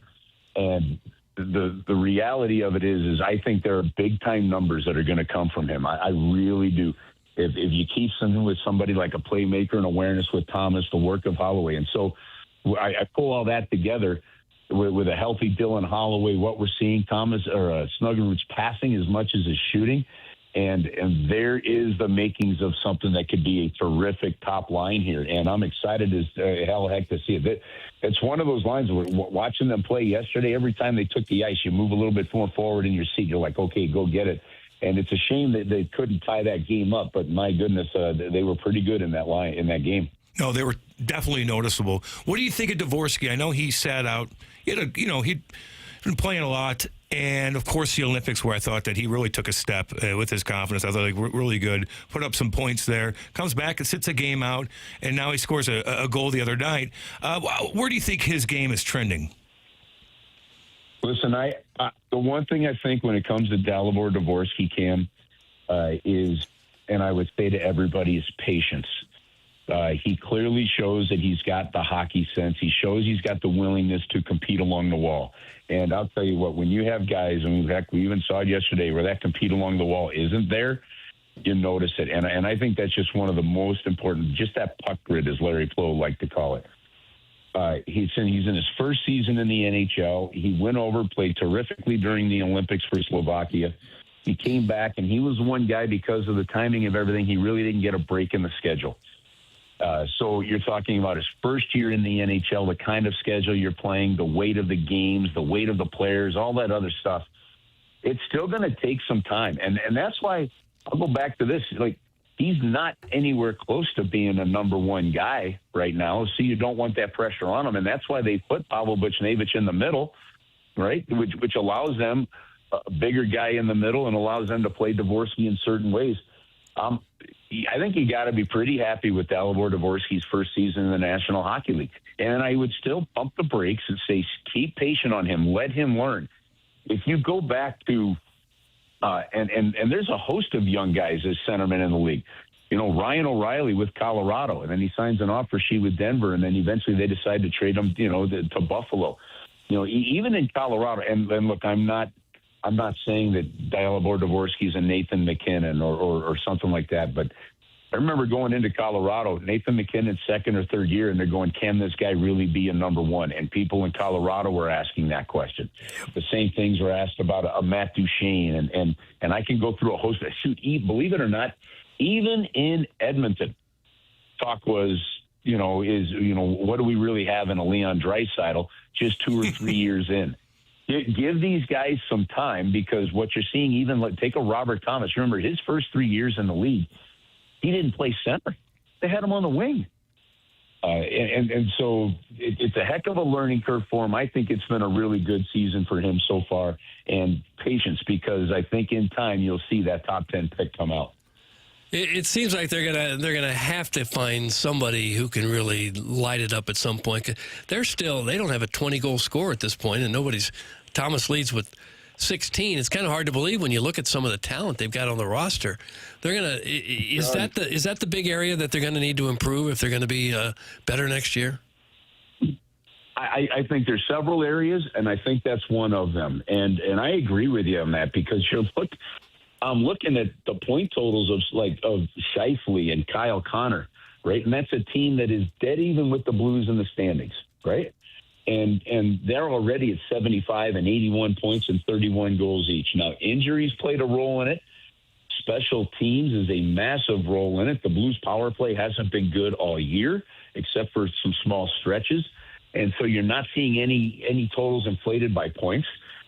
So, yes, I agree with you. Now, do they have to go out and find somebody? Look, Justin Carbonneau just hit 51 goals and I think 80-something points in 58 games for his team in Quebec. So there are some teams that, there are some players that are coming in. This is still a team where the skill that they've drafted, it's in transition. But I will say this, looking in next year, the special teams have to be the difference maker. Neither one of them are. That is a major issue for this year. Consistency 5-on-5, better defending 5-on-5 that leads to goals. That's another one. And I'm going to throw something at you guys. I think the St. Louis Blues have to really consider and revamp how they look at training camp. If I look at the last few years, slow starts in October, 3 different coaches, have taken the helm over that time. I look at just how, things even for this year, that line that was so good last year of Kyrou, Shen, and Holloway, and they weren't put together till opening night, right? And the reality of it is instead of having 6, 7, 8, or 9 preseason games, which the Blues have had in the past, and Doug Armstrong really likes because it gives young guys in the organization a chance to play, next year there's only 4 preseason games. Your veterans can only play in 2 of them, right? And you're going to have to, I think, put your team together in the locker room a heck of a lot sooner. Like for me, you put a handful of the young guys, give them a quick taste in the main locker room, but if they're not on your radar for next year, you got to make sure that the team is in there and bonding and everything begins early, because you go back to it all, and the start is just that important. So I actually been, thinking this through a little bit, and I think how the Blues handle training camp is something that is it's going to be reviewed, and it's going to have to be different because of the way things are scheduled next year. Curves, when early into my Devils career, we didn't even see the big boys. They were completely separated. You had to earn that right to even be around them and skate with them. That means that you're playing in a preseason game. So it certainly has changed over the years. And it's such a great point that you're bringing up, because, I mean, look, you want young players, especially up-and-comers. Like, you wanted a Justin Carbonneau to get a flavor. And look, I was starting to wonder if Justin Carbonneau was going to make the team out of camp for a game or two, with the way he was playing, the chances he was given. And that's all fine, right? But at the same time, when you've got players that are coming in spots You want them to figure it out sooner. And so I love the fact that we don't have 8 preseason games anymore. I love the fact that it's going to be 4. I love the fact that it forces it. But, yeah, look, I mean, you're going to like a Yurichek. An Adam Yurichek is going to come in. Yeah. And you're going to want him to be around some veteran guys and get a vibe for it, okay? But there's a really good chance that Adam Yurichek is one of your 6 or 7 defensemen that breaks camp with the team next year. But if at the moment you feel like he's going to go down to Springfield, right, move him down to Springfield. I don't mean move him down to Springfield, but get him in that group and make sure that whatever that 6 or 7 that's going to be in your locker room is in your locker room. And I'm not saying that has been a major problem for this year. I'm just saying that when you look at everything in the whole, I think a revamp of how you build right from day one of camp has got to be. And listen, that might also include, guys, and because I do think that if you take certain individual things out and look at the big picture, that might include, hey, what is each individual guy's workout program? What are things that you need to do, for each individual player? And again, I'm not suggesting that was off. Guys have been coming into camp in shape. That's not what I'm saying. I'm just saying that you really have to look organizationally, and I believe they do and they will with Alexander Steen and the way Doug Armstrong's approaches at everything from the moment this season ends on how you immediately start to build for the start of next season. Chris Kerber, our guest every Monday here on the Callier and Thompson phone lines. Kerbs, thank you so much for hopping on with us, and we'll talk to you next week, sir. See you, Kerbs.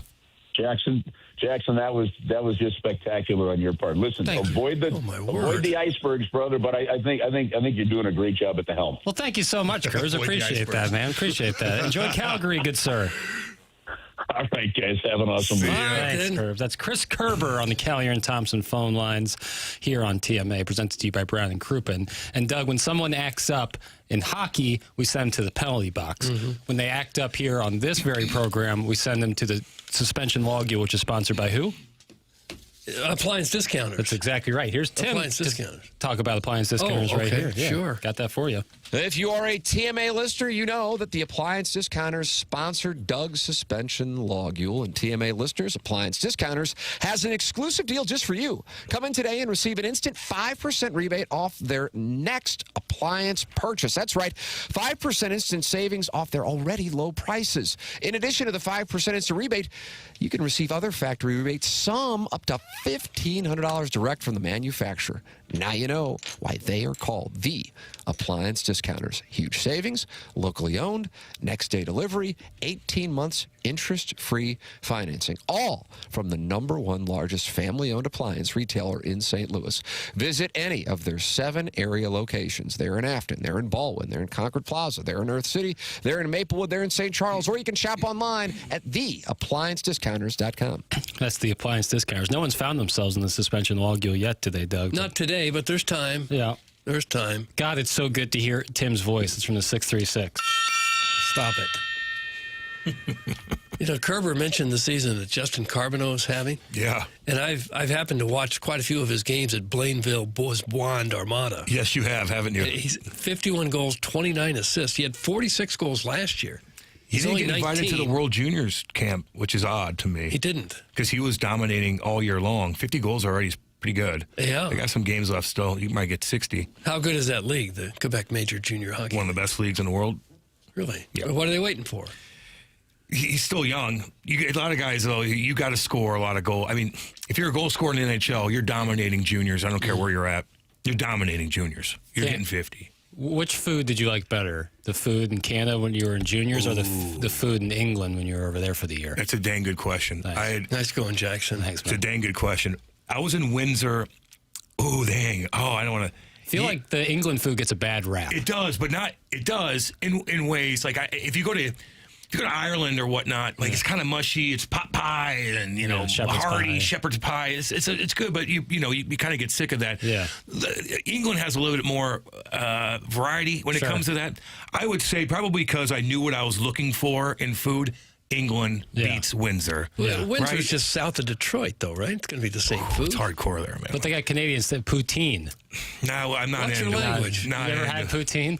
I'm not sure what it is. French fries. It's disgusting. Cheese curds. smothered in brown gravy. Brown gravy. So you can't do anything when you eat that. That's the thing. You know, like, what do you do? Right. Like, what are you going to go hang out with somebody? Like, no. Yeah. Poutine. Yeah, I was talking to a girl up there when I was young, and she ate that, and I was like, ooh. Never talked to her again. It turned me off Sounds like so bad. you gain 10 pounds with every bite. Yeah, you do. It's Some French disgusting. fries and gravy, sir. Yeah. Disgusting. What was your problem? Was it the gravy that kind of And the cheese curds. I mean, I'll eat it. Yeah, You know, like, don't get me wrong. Hungry enough, You go just ahead. can't. You just can't do anything after you're shut down. My body's shut down after that. It just kind of. I saw people eat that before they went on a plane. And I'm like, you're out of your mind. better than during the flight? Oh yeah, I've seen that. Sky pigging with some is poutine? disgusting. Do they feed you after every hockey game? If you're on the road and you play a game, get on a plane, go somewhere else. Is there a lot of food? We have so much food, you can't even. It's so wasteful. It is so wasteful. They have so much food, anything they want, right off the bat. Boom, right when they get on the plane, right after the game, they have endless food. You will not starve in the NHL. It's unbelievable. You should see the spread that they have. They barely eat anything. Then the media's like, can we go up there and get some free food? Yeah, sure. Because the thing that you spend money on is food on the road, right? You spend $100 an hour if you wanted to. Here's something, just what timing. On a flight to Fort Lauderdale right now, direct, of course, blessed enough to afford row 30 with the dumper at my back. Never realized how many people use the can on a 3-hour flight. Many of them drop in heat, too. Oh, no. I'm talking multi-flush visits. Anyway, I just wanted to brag. Enjoyed the cold, peasants. That's from Greg Oden's Stovepipe. That's unacceptable to me, man. Like, get it out of you. You know what I mean? How about you go before you get on the plane? Yeah, it's about again. that? Yeah, well, go. Don't you think that way? Or wear some astronaut diapers. Can you Don't imagine you think that way? a multi-flush visit in the lavatory of an airplane? You're really... Because these things just suck with great force. Yeah, you got to get up off the toilet. Oh, If you gotta don't get get up, it'll suck your colon right into it. you know, I saw a into the abyss. I saw a TikTok last week. A guy on a flight did a 5K inside of the What do you mean? airplane Just lavatory. walking back and forth? Just kind of running up on the, like, he was just made himself a What do little. you mean in the lavatory? In the bathroom of the There's plane. enough room to take one, maybe two steps. He was stepping up onto the commode and then and just Oh, yeah. circling So when around. I'm waiting to use the Yes. bathroom, Yeah, he's because getting I, his workout. because I have to Knocking pee because I've had 3.1. two Diet Cokes on the flight. I have to wait because someone's in there running a Yes. 5K. You should be That's arrested kinda for like- that. Yeah. You know, holding up traffic when you're cycling way out there. Yeah. And people got to get to work, and you're just like, don't mind me. I'm finding the air marshal on the flight. Yeah, I if there's think any so. multi-flush visits, I might have to consult the air marshal. The reason those guys are talking some horror stories about flying really? right now. Oof. I mean, you're stuck in the airport. People, they cancel your flight. You don't even know. Then you got to, it's just, Oh, yeah, it's beyond horrible right now. And the airport's DHS shut disgusting. down. Yeah. I haven't been to Lambert in a little while. I have to go before. It's terrible. That's not great. I have to go before getting on the plane because I don't fit in the bathroom on the plane. That's from the 5. Oh, man, like I barely do. Get yourself a shoehorn and get in there. I barely do, man. It's tight in there. Did you see the security line at the Austin airport Yes, this weekend? dude. 2 or 3 That's what I hours mean. to get through. It was like I'm trying to, like, the St. Louis equivalent would be like it being, if you're in the Southwest terminal being all the way out, like on the road right off of Highway 70, being on that little that service outer road. Yeah, Yeah. being Is on it that outer- bad at Lambert now? I haven't flown. No, I don't think. Lambert went through that too. Yeah, but I think it was also South by Southwest in Austin, combined with probably some spring break situations and this, feel a lot that, of and the the other. schools It's are the on spring DHS break. shutdown. Yeah, That's that was the main thing. But then you combine that with one of the biggest festivals in America going on at the same time. Flying sucks, and flying private's very, very expensive. Even the big dogs that you think are big dogs don't fly private like you think they would. They don't. But I did watch this guy on Instagram that he bought one of these planes that's kind of like an SUV, and they're easy, really easy to fly. And they have safety measurements where things shut down, they automatically, GPS takes you right to the nearest thing. You don't have to touch anything, fly through anything. And there's a parachute on there too, and it costs $3 million. But they go 350 miles an hour. You jump in it, you keep it at the hangar right there, put the family in, put the bags in there, cruise down to Exuma. Like if you had money that you didn't want to pay that much for a private plane, but you just buy this little guy that kind of bounces around and is pretty safe, I heard. Do you have to have a pilot's license? Yeah. No, Doug, you just take it up there. Well, You but do. that's hard to get. That's Is a it? lot of work. I think You have to have a lot of hours flying. I think it's a lot of flight hours you have to log. It's pretty cool. I don't know if you saw it or not. It's pretty cool. Yeah, I'd be into that. I'm sure the I time would too, I think. the time will come when it'll be computerized. It'll be nothing. Or more of those where you just jump in like it's like in a car and you there's more little airports where you just get around. There's more people flying. Yeah. Kind of like they do in Alaska. Yeah, I like to do the Denzel from Flight, where I get real loose the night before. Get that vodka and then put I it take 2 Advil and some black coffee and just see how it goes. in a fatty. Yeah, we're Boy, it gonna is a invert fat this, line. baby. If you've ever flown private, it is really sweet. Just to drive up to the plane, leave whenever you're ready to go. It's Just a That's what a beautiful. relatable Right take there. that was right there. It's a beautiful, beautiful It really thing. is wonderful. Yeah, really speaking to Yachts the are fun masses. too. I like to Yeah, play the they game are. of drinking a cold brew and espresso martinis and see how my bowels do. Headed to Boston today if anyone's lucky enough to be on my Southwest flight. Thanks from 314. I want to know what the lines are like at Lambert. All right, well, if Because anyone's I got to fly on the ground, next let us week, know. and I don't want to. Where you going? Lake Placid. That's right. Oh, really? Yeah. Doug's going to go recreate the Miracle What on do you- Ice game. It's going to be a little chilly. Yeah, it's cold. It's like 30 and snowing there still on the regular. But I'm wondering do I have to get there 4 hours before the plane At least. takes off because of the line? 4 or 5. Mm-hmm. But you like getting there nice and early. I don't. I was lucky enough to fly with Doug down to spring training, and Doug does a lot of standing and staring. It's just this standing up and then staring straight ahead. And I wish I could be like that. I need to be constantly entertained. Yeah. Because I'm a child. Yeah, you're old school. You don't need to look at your phone that much. Well, I do at times, yeah. But You could not sit there. always. I mean, if I'm not looking at my. I need I look at something. my- I need a something. book or something where I can just. The last thing I want to do is sit there with my thoughts. Yeah, be alone with your own thoughts. Yeah, I for that know. long. I need my thoughts out of here. Sometimes that's a good way to go. Oh, 100%. It's the Mellows you healthy, out. healthy way to go. But I need to be constantly enriched. Maybe that's the ADD talking. Probably. You know what else is talking? Brad Thompson, because his phone calls are back. We love talking it over with BT, talking St. Louis Cardinal baseball like we will every Monday throughout the season. It starts today. We'll talk with Brad on the other side of the break in our Fisher Window and Door Store 8 o'clock hour. You are listening to TMA, presented to you by Brian Crouppen here on 101 ESPN.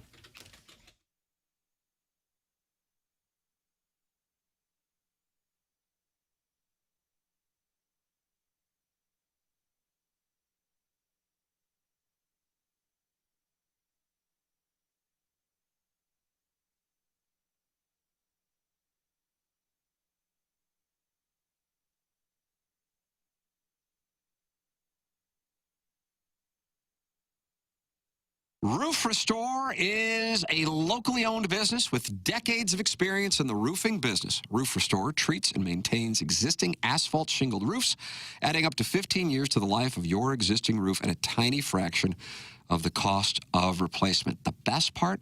It's up to 90% less than the cost of a roof replacement and guaranteed to extend the life of your roof by up to 15 years. The catch? Not all roofs will qualify. Only asphalt shingled roofs between 5 and 20 years old with a lot of rack granule remaining will qualify. But find out if you do by going to notanewroof.com. And at notanewroof.com, you can see incredible before and after photos. Did you know you may not have to replace your aging roof? What if you could make it look and perform like new at a fraction of the cost? Visit notanewroof.com or call 314-279-ROOF to see if your roof is a candidate and save your roof and save your money.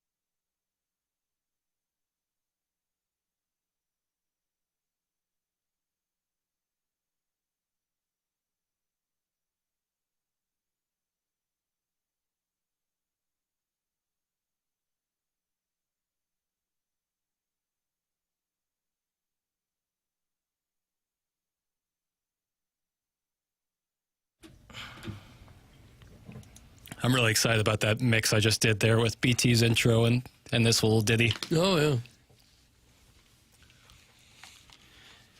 Welcome back. You're listening to The Morning After here on 101 ESPN. We're in our Fisher Window and Door Store, 8 o'clock hour. And right now on those Collier and Thompson phone lines, Brad Thompson will be joining us right here and right now. Brad, good morning, good sir. Jackson, good morning. Look at you. You're all grown up. Driving a show? Yep. Golly, I knew it was coming for you. I knew it. Yep. Take that, Tim. Yeah, that's right. Take that, Tim. With two of my favorite, growing up watching sports in St. Louis, you'd be watching some Brad Thompson, you'd be watching some Cam Jansen. I got both of these gentlemen right here on the radio program. Yeah, baby. And Doug's over there watching. What's going on, fellas? How we doing? We're good, man. How you doing?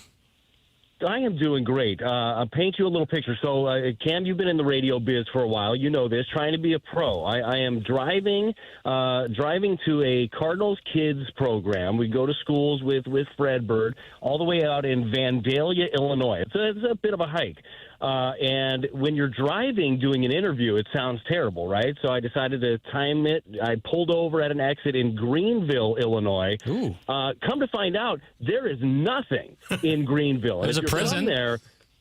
Is there? Maybe I should have stopped at the prison. There's a nice prison. Right now, I'm currently on a side road with my hazards on. So if the cops pull up, try to see if I'm up to shenanigans. I'm not. But it sounds. If you're driving and doing an interview, it sounds awful. But it'll sound awful when the cops show up here. We thought maybe you were still in spring training, enjoying a good life down there. Here you are sitting outside a prison.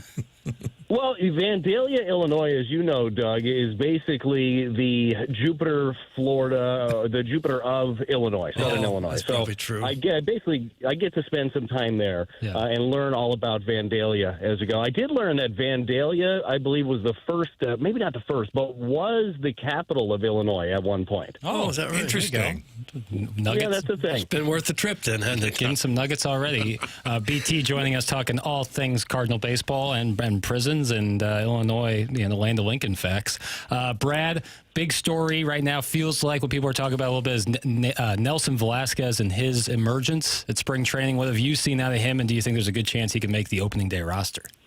Well, I think there absolutely is. Look, I mean, this is a guy that has been given an opportunity, and he has been running with it. And when you're looking at what this season is going to be like, it's going to be giving guys a chance and then seeing what they do. What I like about this year, and Nelson obviously fits into this mold, is you have more guys pushing. Like last year, we kept using that term runway for players like Gorman and like Walker, who are obviously going to be given that opportunity yet again. But there was really nobody behind them pushing them. And now all of a sudden you do have it. So for a guy like Nelson Velasquez, who has been taking advantage of all his opportunities, I do think that there's an opportunity to crack a camp for him. And at the very least, if not, if you are going to start the season and give some other guys a run, then he is right there knocking at the door. So this is going to be one of those years, man. When you look at a 40-man roster, you're going to use every bit of it, I feel like, this season. So all you can do is put your best foot forward, and I think that's what he's done a good job of doing. If you had to guess, what would be the opening day outfield for the Cardinals? Would Velasquez be in there? It's tough. I still think that they might go with the versatility and the veteran. I think that if I had to bet right now on, which you don't bet on baseball, can't do that, Doug. No, I don't know if you know that. Absolutely not. But if I were to take my best guess, I would say probably Fermin in left field, Vic, and then Walker in right would be my guess off the bat. What do you guys think? Well, it doesn't sound like a real lot of offensive threats out there. But I guess that's where they are. Walker, what's the feeling about him? He hadn't had a great spring, but they think he's going to come around? Yeah, look, they hope he's going to come around. I know we've talked plenty about how young he is, but he's had plenty of opportunities at the big league level. Right now, he's taken some time, and he's been shutting down game action for a couple of days, really trying to focus on some things in his swing and slow it down in their hit lab. Maybe we see him back in action potentially by tomorrow in the games. But this is a big season for him, and this is a young man who, as I know we've talked about over the last couple of years, I'm sure that in his life he had never struggled in the game of baseball until he got to the biggest stage. And then all of a sudden, pitchers execute their pitches, they know what your holes are, and they'll take advantage. So making wholesale swing adjustments and swing decision adjustments are difficult to do at this level. And this happens in every industry, right? When you get to the highest level, there are things you have to figure out. And for him, there are some holes in his swing. Anybody that's watched him has seen him be very susceptible to pitches on the outer half, especially anything that's spinning that direction. And for me, when I look at a guy like Walker, you could easily say, well, if somebody's playing better, put him in AAA. He's got nothing to prove at AAA. Guys make mistakes there, and that's what he hits, and he'll put up good numbers. He's got to be able to do it at this level. I hope that his couple of work days will pan out for him, because you know how it is. Like, when you are working on something in a game, when you start competing, you revert back to just your muscle memory. Hopefully he's building a new muscle memory and is able to do that. But they need him. Like, Doug, you mentioned it. This whole lineup top to bottom isn't screaming offensive firepower. So you need some of these guys with your potential to have that. Jordan Walker is obviously a potential power guy to tap into it. Gorman, potential power guy. Need him to tap into it. He's had a great last couple of games. His swing looks better. He's been working on that back elbow, getting it in a better position where he's able to launch a little bit faster, recognize pitches.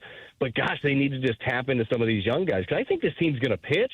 But the big question is, how are they going to score their runs? And some of those guys, especially Jordan Walker, will have a lot to do with that. How's the kid, JJ, looking so far? Dude, he's awesome.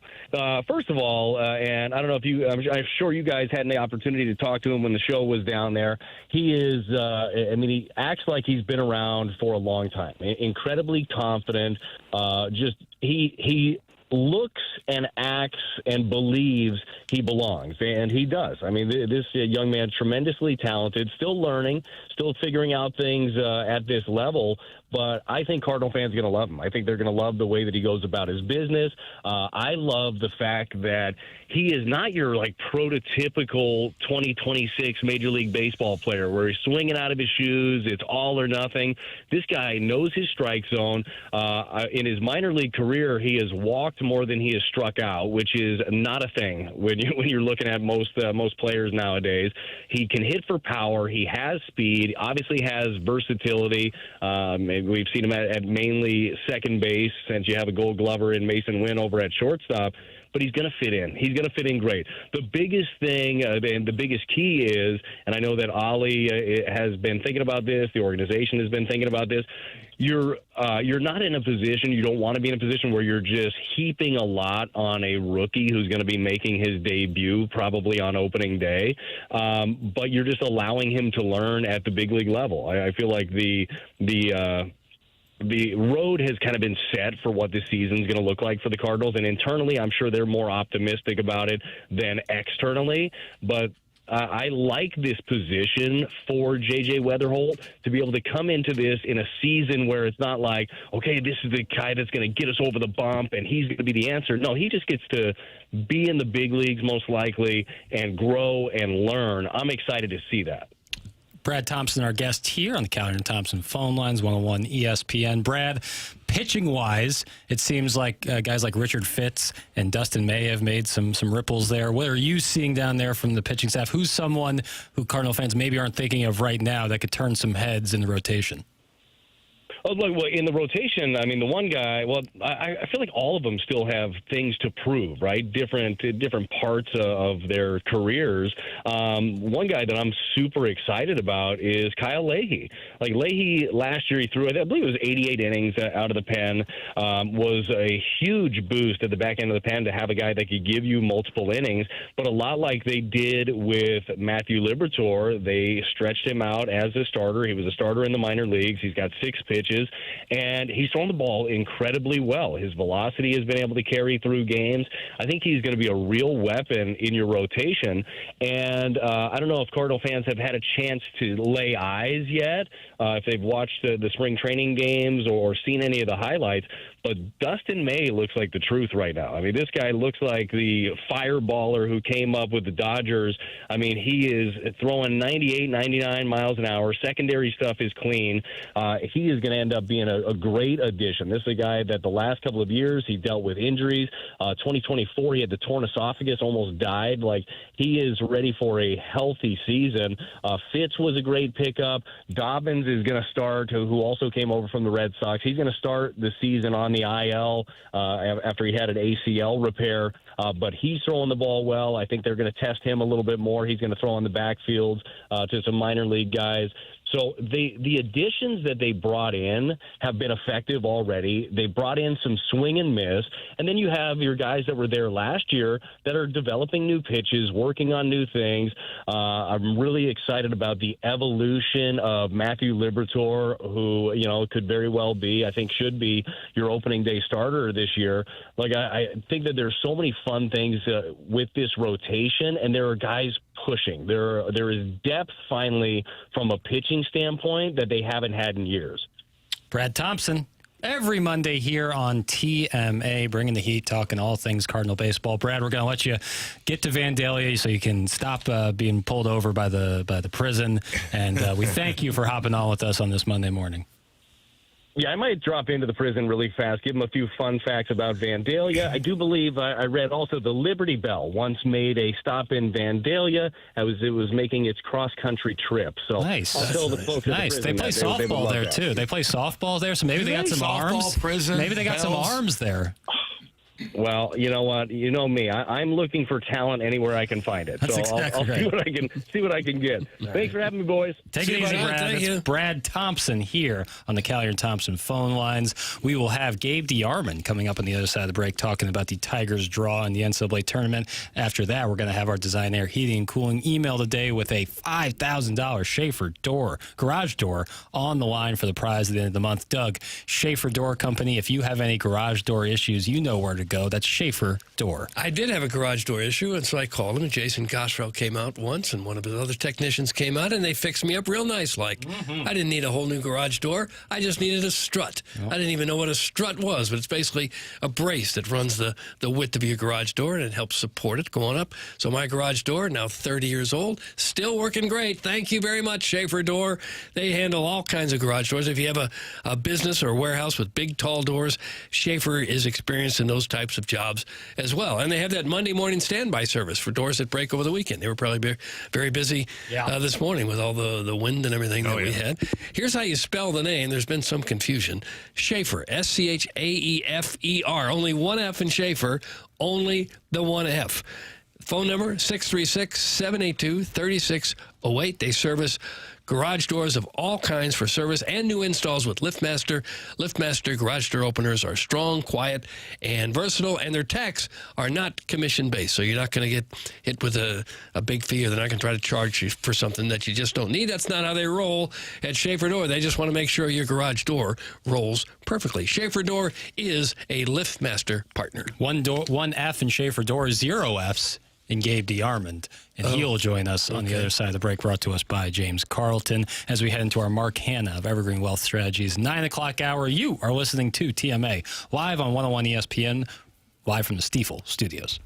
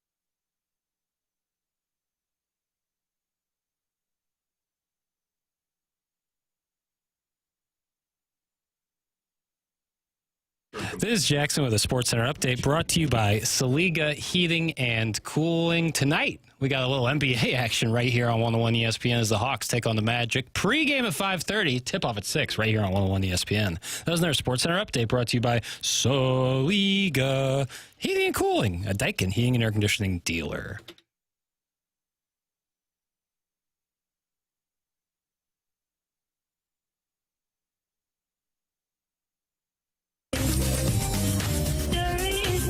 Sorry for the delay there.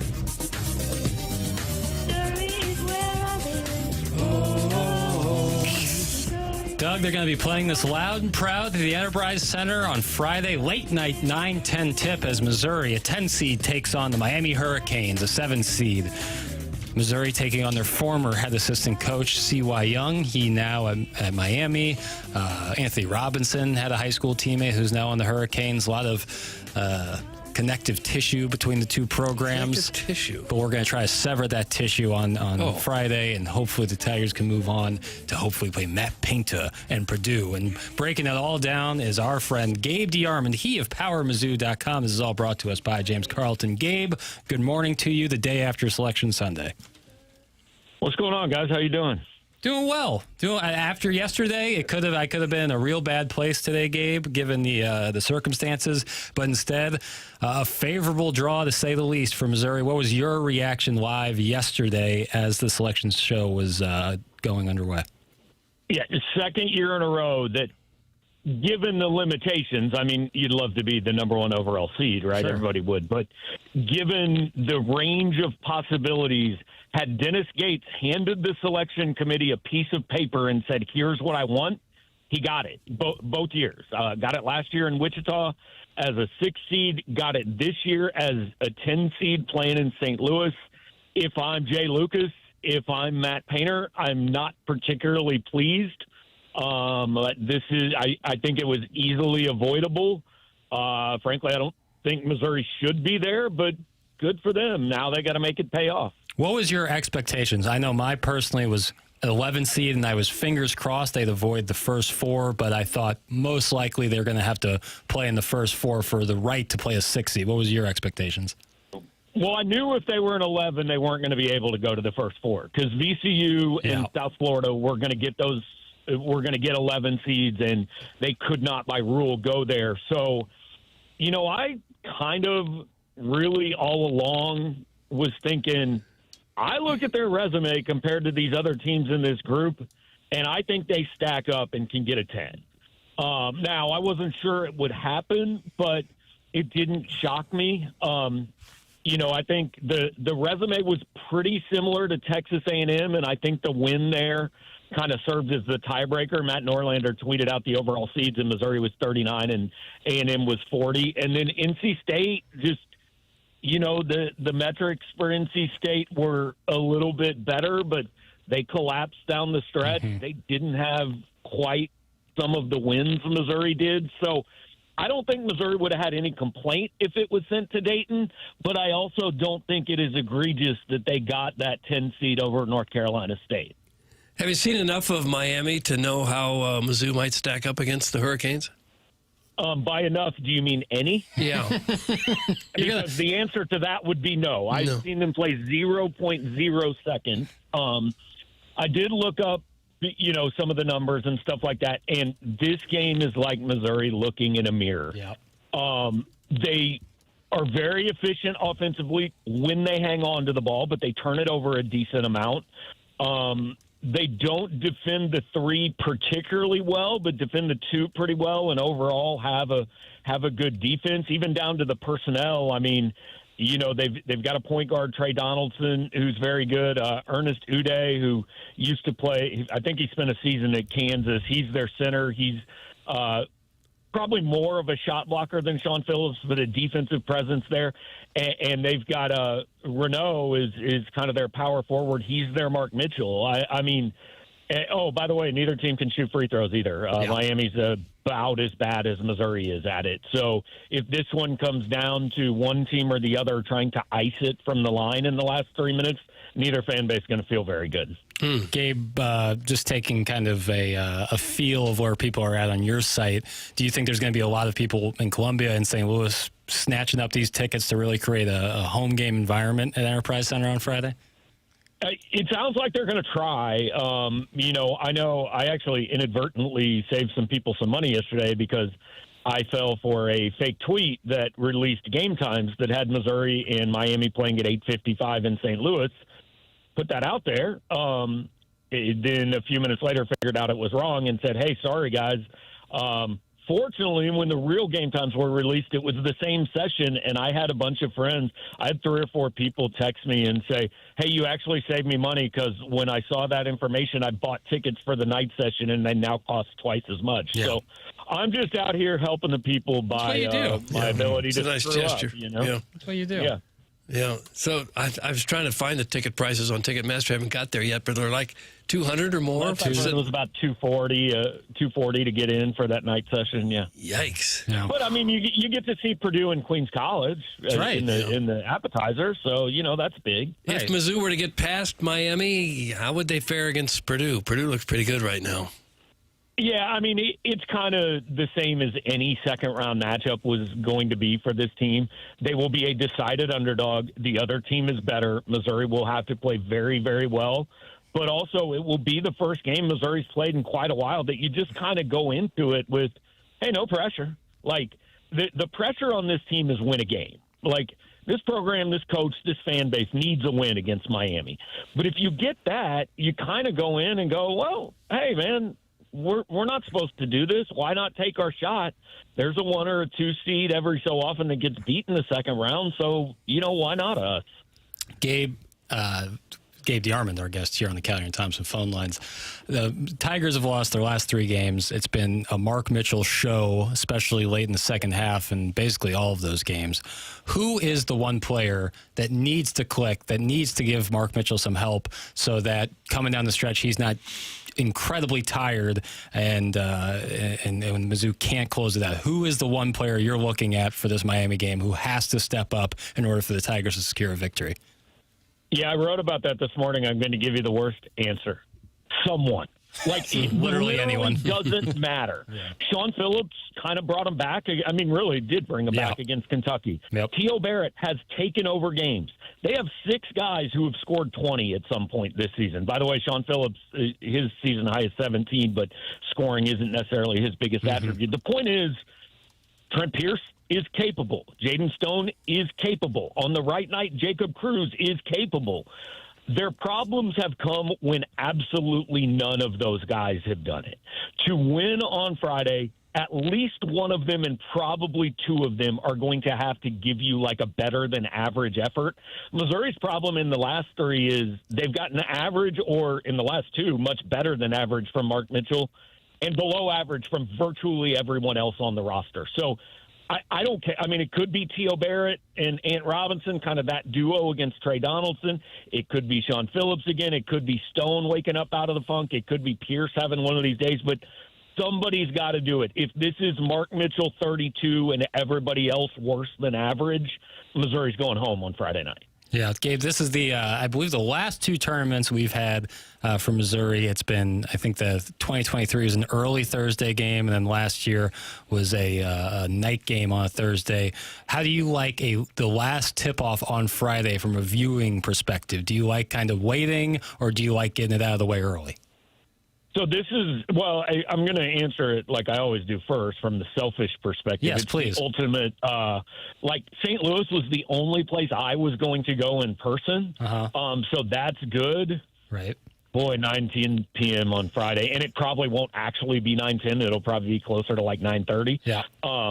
Really, really awful for the olds. It's going to require at least 1 nap, maybe 2. I might nap during the second half of Purdue Queens back in the media room. Yep.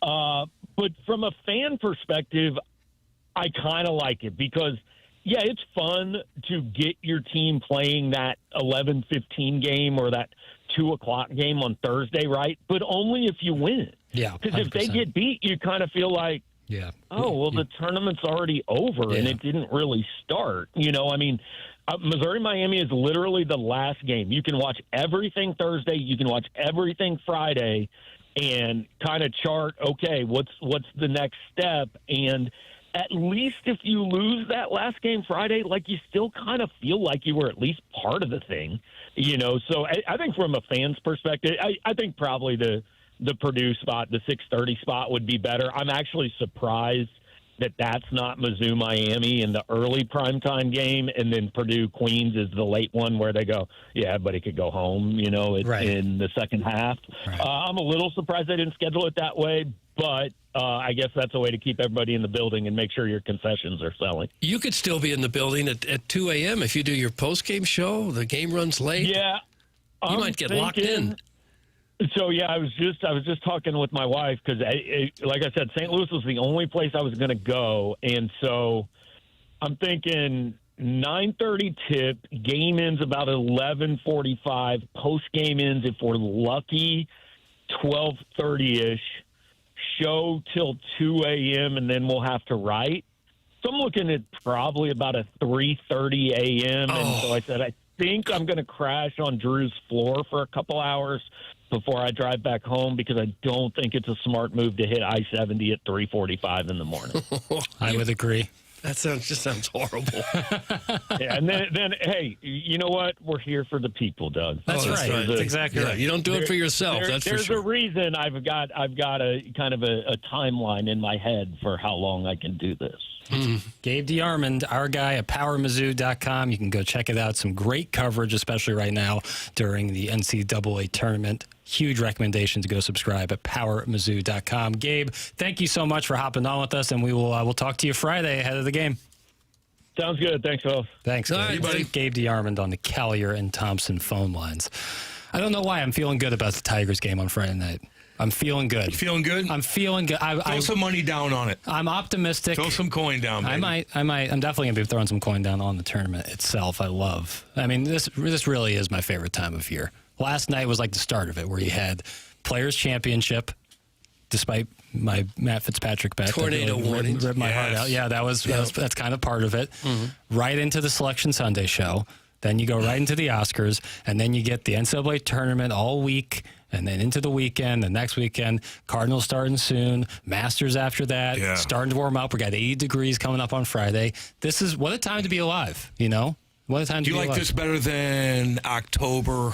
Yeah. Because there's a lot going on. I prefer October, yes. I like that better because you're right into the swing of college football. The NFL's going. Yeah. Major League Baseball playoffs. But there's winter after that. You know, the idea here, Tim talks about this all the time. But it's not there yet. Yeah. And there's going to be summer coming up. It's going to be 110 degrees for 3 weeks straight, too. Just fine. Doug, Really? Doug will tell you. He's just fine. I'm fine. So, 110 degrees? well, we don't get quite that hot very often. We get triple digits. Yeah, we do. I'll still take it over being cold. Like what? Snow Like and you ice take 103 over 30? Yeah, I would. Ooh, I don't know. I can go out and do whatever I want to do if it's 100 degrees out. Can you? Yeah. Ooh, I'm not running any marathons, but I didn't do that anyway. Would you go do yard work with 100 degrees out? I could, but Yeah, all I you got don't to do know. is wait a couple hours, and then it's not 100 degrees out. Man, I don't know. That's tough. It's sticky. It's uncomfortable, but I prefer that over being cold every time. Yeah, but you can warm up when it's 35, 40. It's hard to cool down when it's 103. I don't know, can't man. That's a warm tough up. one for me. My thermostat's stuck. I'm cold. I'd rather my house be cold than be hot, though, too. Like if I it's woke up this morning, the house was 59 degrees. What's you didn't going put on the heat here? on. Oh, yeah. No. My dogs were freezing, too. Yeah. Forgot I was going to get cold last night. Mm-hmm. Yeah. Oh, well. Who does Gabe hate them? I was going to ask him, like, this is the most annoying fans. Like, he deals with all kinds of different fan bases, but who does he despise the most? I think with social media, because it's an interesting question there, Cam. I think with social media, it is really vocalized and magnified like the worst of fan bases, especially when you're on social media, which is already like going to be bad faith arguments and people trying to dunk on each other and mic drop each other on it when it's just not how people interact in real life. So I think every fan base has their ugly side, and you see that more and more on social media. I think by and large, people just love their team and probably always think their team's getting the short end of the stick, but based on national pundits, like the draw for Missouri, and Gabe just said it, is like you cannot have asked for better given the season you had.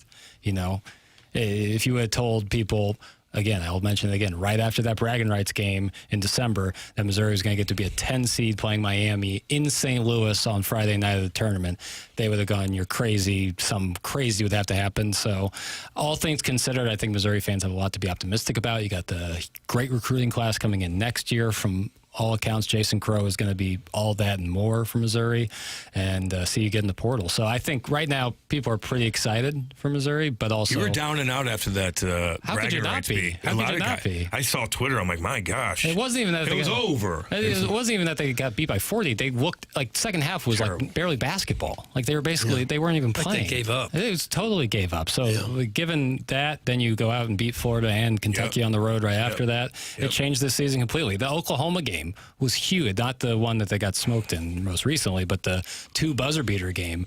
Because Oklahoma was one of those teams on the bubble that had a great run as of late in the end of the season. And if you were looking at head-to-heads and they had 2 wins over Missouri, you'd be like, okay, well, I don't know about this Missouri team. But Mark Mitchell and Trent Pierce both had buzzer beaters in that game. That was huge. That might have kept Oklahoma out of it. Might have kept Oklahoma out and Missouri firmly in. You know, the Texas game was rearing its ugly head when during that bubble talk. It's like, well, Texas might be able to jump Missouri because they have the head-to-head win, especially on the road. So, yeah, it's all things considered, I think there's a lot to be optimistic about. That's why I'm feeling good, you know. I'm not free-rolling, essentially, because I think this team has the talent to maybe make a little run into the second weekend. But if they were to win against Miami, then yes, I would feel free rolling into Purdue. Are you going to go to the game Friday and spend $250 to get in the door? I doubt it. That's what I'd say right now. Can't you just walk around back? As of right now, I'd say I doubt it. Yeah, just walk around back. Yeah, I know what you're talking about. Walk around back. Probably, but I don't know. Yeah. It's too. I definitely don't want to spend that crazy amount of money because it's not like it sounds crazy for one game, but Gabe is right. It's a session ticket, so you get 2 games essentially. Yeah. I personally don't really care. Who cares much. About watching Purdue win by Queens? 40? Yeah. I don't really care about that. If it was like a 6-11 matchup, I know that's not how it works, but just in the hypothetical world, if it was like a cool game beforehand, then I'd probably feel more inclined. But as of right now, just to spend that on a Missouri game where I'd be sitting up high. It's packed. Oh, yeah. I mean, if you want to sit down that first bowl, I think you're spending close to $300-400, maybe even more. I wonder if they gave Mizzou that late game, knowing that if they gave them the early game, the building would empty out and there'd be nobody there for the second game. That's what Gabe was just talking about that with us. He was saying, like, you know, what you don't want to see happen is, like, you know, Purdue smoking Queens in the second half, and the Enterprise Center doesn't get the concession deals, what they usually get. How'd Bruce Pearl handle things last night? I have some audio, if that's what you want to hear. Sure. I got some audio of Bruce Pearl after Auburn, his former club, and his coach's son, or his son's team, did not make it into the tournament. Here's Bruce Pearl and CBS crew yesterday. You know, with respect to Oklahoma and Auburn, Oklahoma only 4 quad 1 wins, Auburn only 4 quad 1 wins, and then I think Auburn losing at home to Ole Miss was a quad 3 loss. They win that game, I think they're in. That turned out to be a better game than what people thought it was going to be because Ole Miss did so well in the SEC tournament. You know, Auburn beat 3 champions this year. They beat Florida, they beat St. John's, and they beat Arkansas. They played the toughest schedule in the country. Don't know they were rewarded for it. It's hard to get another couple of SEC teams in when the SEC already has 10. Yeah, and I think the losses, when you look at, we've not had a team 1 over 500 overall make the field as an at-large. We've had a couple that were 2 over 500, and they had a similar strength of schedule. So I think it was just the accumulation of losses that negated some of the big wins that Auburn has, because the first criteria is wins and losses. And I think that ultimately did Auburn. And again, the results metrics, Auburn is 44th in wins above bubble. That's kind of right on that cut line. Even a couple of notches above would have helped. But the bottom line, we always say it, if you've put yourself on the bubble, you put the game in the hands of the refs. There's no question. You got to either win your way in or lose your way out. For me, I always say, okay, if you're going to put one in, who would you take out? For me, SMU with a 191 out-of-conference strength of schedule. That, I don't know that they should have been rewarded. They only won 5 games away from home. And for me, it would have been either Oklahoma or Auburn taking that last spot. Bruce Pearl sucks. They finished tied for 11th in their conference, but their non-conference schedule did include Houston, Michigan, Arizona, Purdue. 100%. You can't play a tougher schedule than that. Here's what Dennis Gates had to say on the criticism around the soft non-conference schedule that Missouri played and how that worked out for them in the end. We're excited to have our name called. We're blessed to have our name called, but our guys also earned that right. I know a lot of people, once our season began, may have looked at the schedule. There's a lot of teams that wish they've scheduled like us. And that schedule format, for me, has been something that I paid close attention to. Is very detailed, is very diligent in the processing. But also when you look at the new year, no one on the outside felt how we felt about each other moving forward once the new year started, because at the end of the day, you guys had the taste of your mouth regarding the Illinois game. But great health helps that. Being able to be a 10 seed versus what speculation may have been in a play-in game and things like that. Look, I love all those publications. They do their job in motivating and also marketing the tournament and Selection Sunday. And it's about building excitement. So I don't take anything the wrong way, but I also make sure I protect my team and make sure they know and understand those processes. So for us, that's how we detail it. That's how we look at it. But our schedule definitely prepares us from the very beginning to the duration of how we handle our travel in SEC play. So I'm excited about it. There you go. So you're talking about two ends of the spectrum there. Missouri in, Auburn out. Now, key difference is Missouri had a 10-8 record in the SEC, while Auburn had a sub-500 record in the SEC. 7-11. Yeah, that ain't going to cut it, unfortunately, for the Auburn Tigers and Bruce Pearl, who, I don't like. So why don't you like him? Everything about him.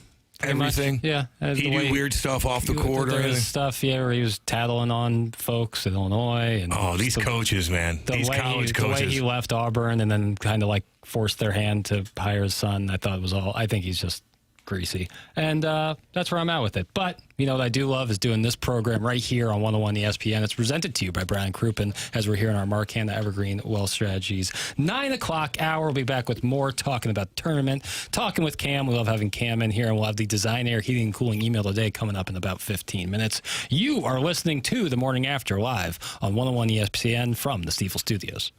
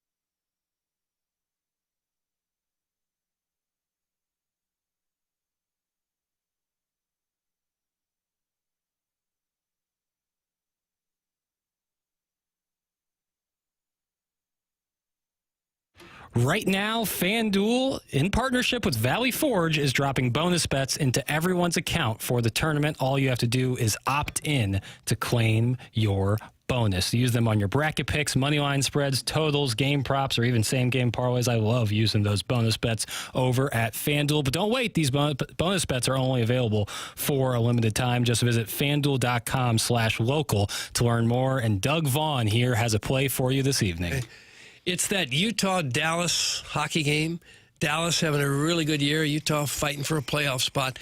The over-under is only 5.5. I think they'll score more goals than that. All right. So Go you like over on that game. You like the over in that. You can play your game over at FanDuel. 21 and present in Missouri. Bonus issue that's non-withdrawable bonus bets, which expires 7 days after receipt. Max bonus, $500 unless otherwise specified. Restrictions apply. See terms at sportsbook.fanduel.com. Gambling problem? Call 1-800-GAMBLER.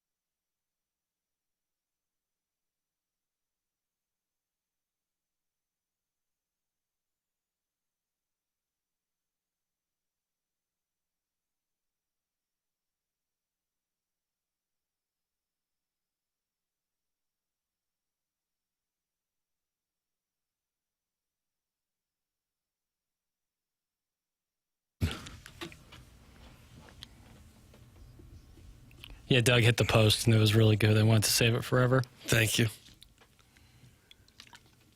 So this is Redbone, Native American band? No. No? This is Childish Gambino. Oh, never mind. Rapper Donald Glover. Ah. If you ever watch Community. He was on Community.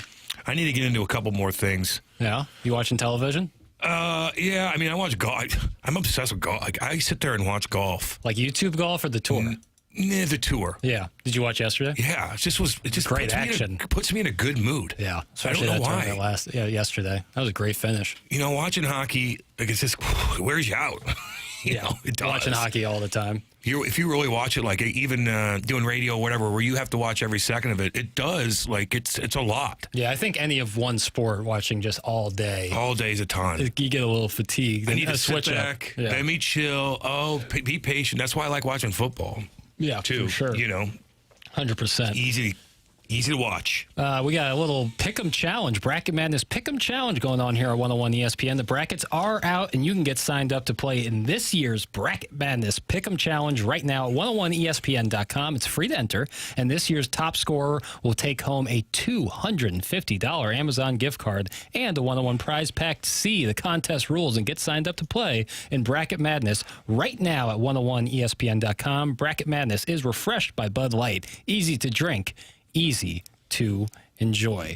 Haven't looked at the text inbox in a while, as we've had a multitude of guests, which you can always go back and podcast. Schaefer Door Company podcast. We've had Chris Kerber talking Blues. We've had Gabe DeArmond talking all things Missouri hoops, and we had Brad Thompson talking Cardinals. Sup, Cam? How's your golf game? Who's your daddy? I double bogey every hole.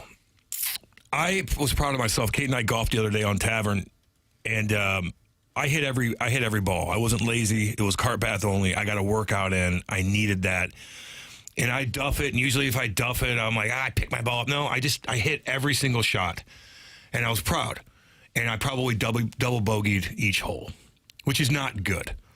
But the people behind me, like no one like creeps up on you. No one's watching you. Yeah.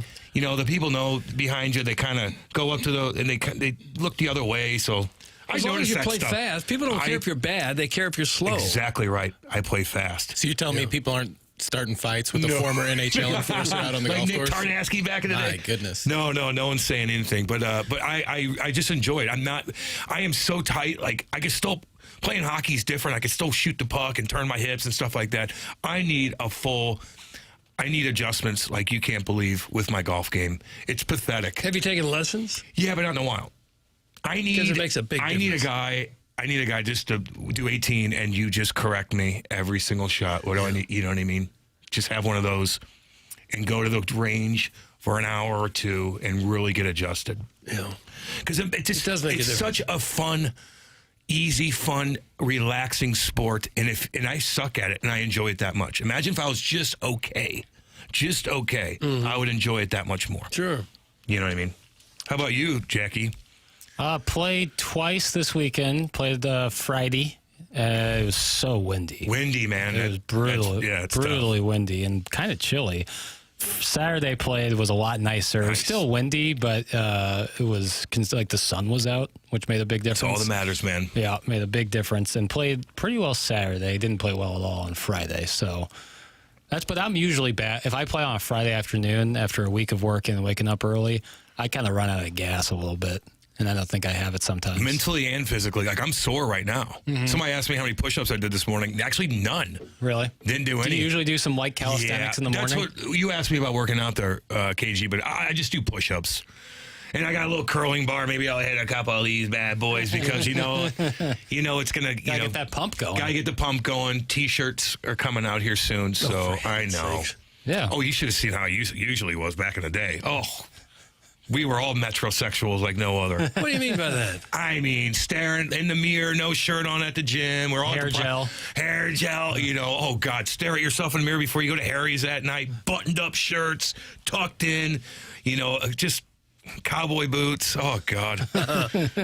Now I just wear like sweatpants, sweatshirts, kind of hide a little bit. You've let yourself go. I've let myself go. I think you look great, Cam. Cam is quite the dichotomy. He talks about damn near running into a barge because he doesn't know how to operate a boat, then tells us another story about dumping himself and his wife in the water and almost drowning, then says, I'm a river guy. Maybe he needs to become a campground guy. Alan Hillsborough. You got to learn somehow, man. Listen, get a boat at 21 years old and take it on the Mississippi River without any guidance and see how you that survive. could be deadly. It is the scariest damn thing ever. But I'm like, let me try this. I gotta get my boat. No, you gotta learn the ropes, man, for sure. Hey guys, my wife wants me to go to the gym so I can look more like Tim. That's from the recovering alcoholic. Stop. Chrissy boy. Yeah, the tension between Doug and Cam is so obvious this morning, and it's so hot. That's from the 314. Isn't that nice? What is that? I don't know. Well, I could see it. All right. Okay. That's it for the text line. I looked at one text and I was like, I could read this, but I think I won't. Just do it. No, I don't think I will. No, it's not. Don't get jammed up. Protect my own ass. Don't get jammed up. I got to protect my own ass. You know what we do every Friday is the Drops of the Week, and those Drops of the Weeks are now brought to us by VIP Auto Accessories. Tommy Sabuka and our friends over at VIP Auto taking care of us, sponsoring the Drops of the Week. We love that. We love having them back on board with us. And here's Tim to tell us about our friends over at VIP Auto. You go to VIP, and they take care of everything. They are a one-stop shop. And in some instances, people will bring their vehicles to 4 or 5 different places when everything can be done in-house at VIP Auto Accessories. That's Tommy Sabolka and Brian Grigg of VIP Auto Accessories. They have 60-plus employees, and what that allows is quicker turnaround times for you. A stellar reputation. That's why they've been doing it in St. Louis since 1979. They're in the business of making money, and they don't make any money when your truck is sitting on their lot. They're going to take care of it with an old-school approach to business. If they tell you they're going to do it, they're going to do it, and you can count on it. That's VIP Auto Accessories. You can count on them. A one-stop shop. Commercial upfits, graphics, wraps, tint, lift kits, hail repair, ceramic coat, paint corrections and touch-ups, paint protection film, powder coat, wheels, brake calipers. They do it all. They have mostly local customers, but also people from around the country who come to work with them. They do commercial fleets, police cars, and much, much more. They're online at VIPAutoAccessories.com. All right, coming up on the other side of the commercial break, we will do the Design Air Heating and Cooling email today. The standings, Doug, I know you were wondering about how the standings look. Chet's neighbor is leading the pack with just 2 wins on the month, where Toby, Average Size Shabangas, Heiser House Hooligan, Shooter McGavin, Buckswell, Poor Film Student, Blazing Bill, and Tom Hershey's Pool each have a win. So if you're out there wondering, maybe should I get in this competition? Yes, we have a $5,000 Schaefer garage door on the line for the winner of the month. And if you just have 1 win, you're 1 win away from being in the lead of the Design Air Heating and Cooling email today standings for the month of March. So the morning after at Inside STL is where you send those emails to. We will read those on the other side of the commercial break, and we'll reveal the winner at the end of the radio presentation. You are listening to The Morning After, live here on 101 ESPN, presented by Brown & Crouppen from the Stiefel Studios.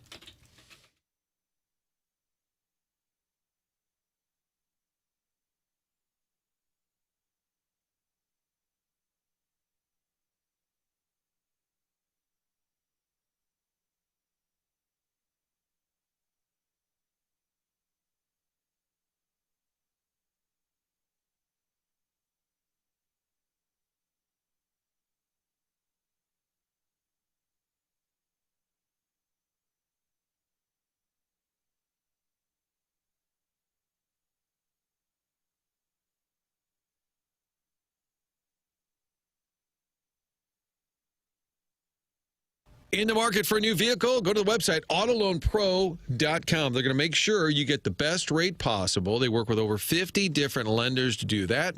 Also, little to no money down. Autoloanpro.com is the website where you can check out the vehicles online. Our buddy Robert Thomas on that site as well, and it's real simple. Doesn't matter what your situation or what your circumstance, they'll get you into that new vehicle, get you the best price possible, and to help get your credit back on track. All of that with one website. They are part of the Lita family, and they've figured out a way to help you get the financing you need no matter what's happened. If you had a hiccup, they're going to help you get the credit fixed, and you can read more. They put together a playbook. You can download that and understand better how the entire credit industry works. All of that one website, autoloanpro.com, for your next vehicle. No matter what the situation, whatever the circumstance, they'll get you that new car, little to no money down at autoloanpro.com.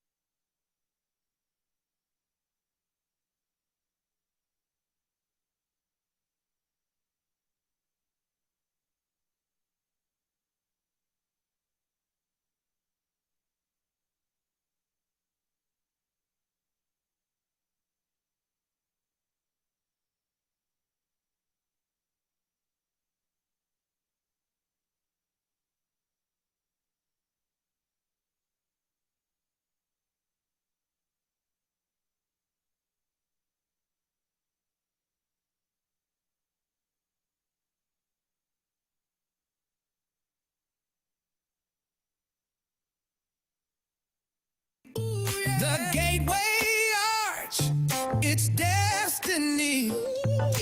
Benny in the crease, he's locked, he's tight. Here in St. Louis, we bring the fight. Bring the fight. Gold blues hit the groove.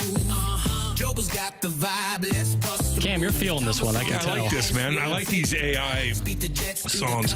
Pretty soon, YouTube's gonna be like, no, I don't. We can't use these either. Right. You know, they're gonna ban everything. But right now, we can play them, and we're going to. So shout out to Rogers and Hammer to always bringing the heat with the AI songs for this program. And shout out to Seth Goldcamp at Design Air Heating and Cooling for bringing us the Design Air Heating and Cooling email today, which we're going to read right now, Doug. Okay. We're just going right into it. Good time to Not do wasting any time. All right. Shout out to Cam for not thumping Jackson upside his melon for his hatred for hockey. Cute Cam story. We were at Kirkwood Brewhouse, bellied up at the bar. In the mirror, Cam saw a lady with a walker having a tough time opening the door. Cam jumped up, ran over to the door, and helped her in. True story. So no sexually naughty email today, boys. Just a reminder, there are nice people in the world. That's from first name Mike, last name Crodrick? You think it's a Joe Rod? Mike Crodrick. He's new. What's up, boys? I'm not going to be much use to you today with Tim being out this week, so we'll keep it short and sweet. Jackie, are we going to get a live stream of your tears again on YouTube? Oh, no. I'm sure your Movie Boy followers would love to see your vulnerable side. Also, more drops, boy. That's from Hugs and Kisses, Timmy Boy. Thanks. Average size Shabangas. Averaged size Shabangas. With the Blues' recent surge, Chet and I found ourselves enthralled in a one-on-one garage hockey game. It had been years since either of us had skated, and our Velcro knee pads and elbow pads barely fitted anymore. We had the kerosene heater pumping, so the garage got hot quick. Before we knew it, we were both down to our briefs and our see-through crop tops. The game had gotten intense. It was tied 8-8. Chet's backhand was almost unstoppable. I was also distracted by a sweaty thong, so my eyes weren't always on the puck. With 39 seconds left, Chet shot one through my 5-hole and sealed the win. My wife came home earlier than expected and opened the garage. Chet and I were lost in each other's tongue embrace. Oh, no. Neighbors were out walking and saw Chet and I sweat-soaked and lip-locked. Oh. We were so embarrassed. He won't get the last laugh. The rematch is coming this weekend. Twinks up, Bears down. It's from Chet's neighbor. Yeah, baby. Yeah, that's the correct Heated response. rivalry right there. That is just red hot. I first caught his eye in the Auntie Anne's line, Southwest Terminal. He was buying a cookie crumble latte and a bag of cinnamon bites. I caught it a second time boarding the same flight to Oklahoma City. White Monster energy drink peeking out of his backpack. I was in the market for a White Monster myself. I had the back row middle seat, but I could see him sky pigging some canned Vienna sausages, and the wheels lifted. He finished, licked his fingers, but I could still see that he was hungry. He looked around for the stewardess, likely awaiting his complimentary 2 Oreo snack. Instead, he found my gaze. No. He got up, went to the lavatory behind me, fastened seatbelt sign still on. He's a bad boy.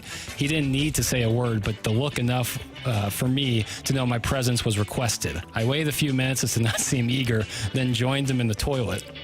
He said he worked on the river, so his friends called him Big Muddy. The name was fitting. Even though the lid was closed, I could tell by the smell he had been busy in there while he waited for me. He then gifted me some heavy turbulence. Okay. That's from the poor film student. Jesus. Poor film student. Did you watch that heated rivalry, Cam? No, I haven't gotten into it yet. I didn't either, but I saw over the weekend, I guess U.S. played Canada in like the paddle hockey. Yeah, no, Paralympic. Yeah, and somebody called it seated Isn't rivalry. It's sled hockey. Sled hockey, right? I saw that. I will say when they do the Jumbotron, they show different celebrities. The kid that is on that show got more attention from the fans than anything. A lot of women love that stuff. I just haven't gotten into it yet. Sled hockey, that's what I meant to say. Sled hockey, yeah. Yep. USA won that too. Yeah, here we go.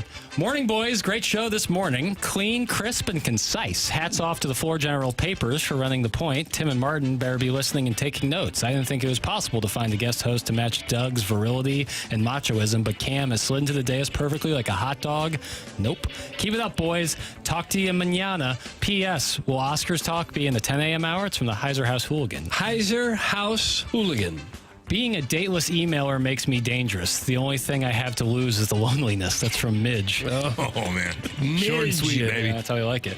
And finally, oh, the madness. It's back, baby. Unbeknownst to my wife, I'm taking out a small loan, actually quite large loan, against our kids' college fund to put it all on Zona. If we win, I'll buy their books for 4 years. If we lose, time to learn how to dance or work a grill at Chick-fil-A. Oh, man. These are the days of our lives. Degenerate gamblers unite. We're bound to win eventually, no matter how many times we lose, or at least that's the mantra we keep reciting in our medulla oblongata. Oh, yeah. In show talk, the trailer and floating conversations were on point. Sports talk gold. The C team brought it today, and you should all be proud that you kept it on the rails. Cheers. That's from Bro Fallon. I like the way you work it. No diggity.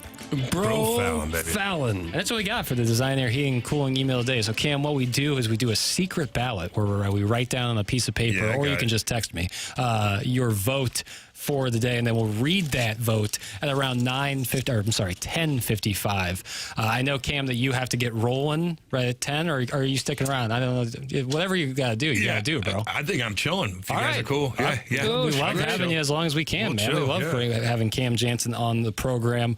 We'll have more of TMA here coming up on the other side of the commercial break. Before we do that, though, I want you to find out about our friends over at 100 West Dental. That's Dr. Brandon Pryor. He's a big Tennessee guy. I think he's hopeful that Rick Barnes and the Volunteers can make a little run in March Madness. Here's Tim talking about 100 West.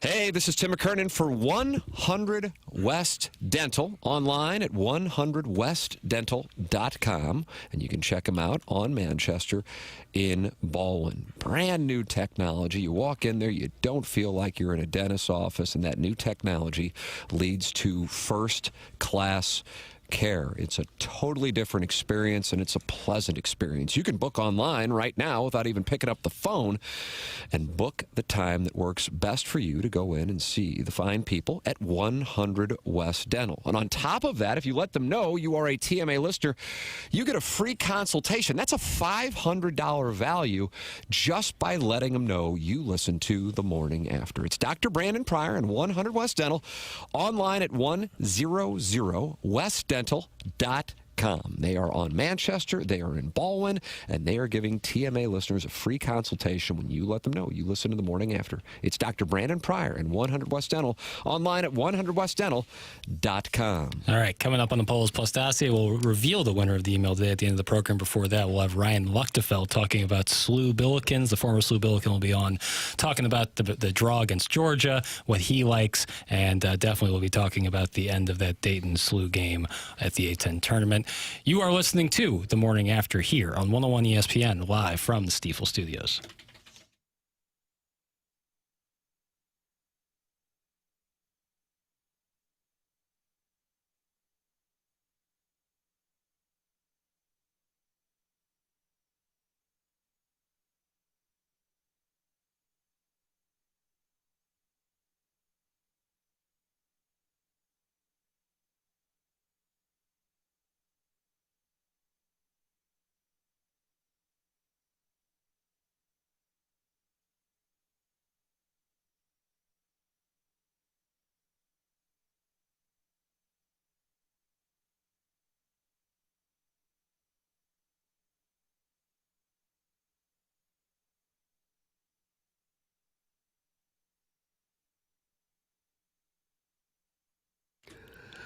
For over 135 years, Stiefel has been a trusted name in finance, headquartered right here in downtown St. Louis since 1890. So what does Stiefel do exactly? Well, pretty much everything money-related.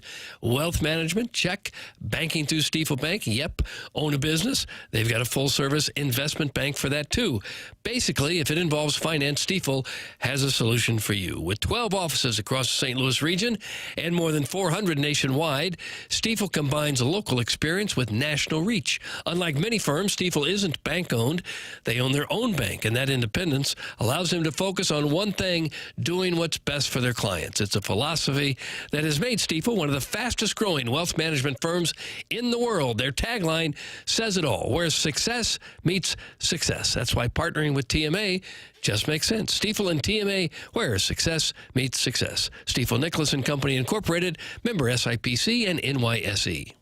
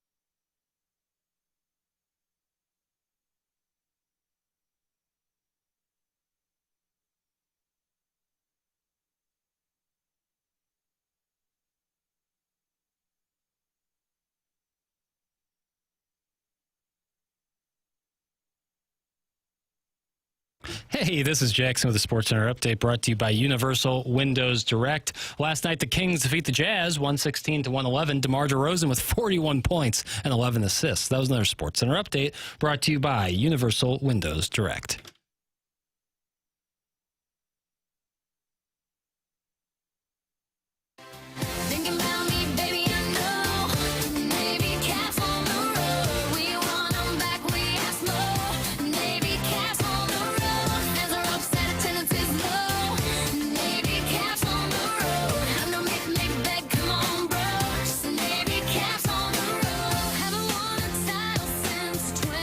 Navy Caps on the road, TMA in your ears, and James Carlton's in studio. Well, good morning, James. How we doing? What's up, buddy? Doug, we're surrounded by friends. We got Cam Jansen filling in with us while Tim and Martin are out on vacation, and James Carlton sliding in here. James, I know you were excited when you were watching that selection show yesterday. Yeah, I barely got it in because it was the split screen. Yeah, I had to watch on my Mr. phone. Templeton. Oh, is that the move? You could have watched the whole thing on your phone? So, like, when I was watching the golf to avoid the weather, I was on Peacock because I was avoiding it there. And then once the selection show started, I was like, all right, I'm just going to fire this up on my phone. Shocked to see Mizzou get the 10 seed and in St. Louis. It's crazy. Will you go to that game? I will be out of town on Friday, unfortunately. Oh. Yes, but I'm looking at Sunday in case they were to win, but those tickets are nuts. Really?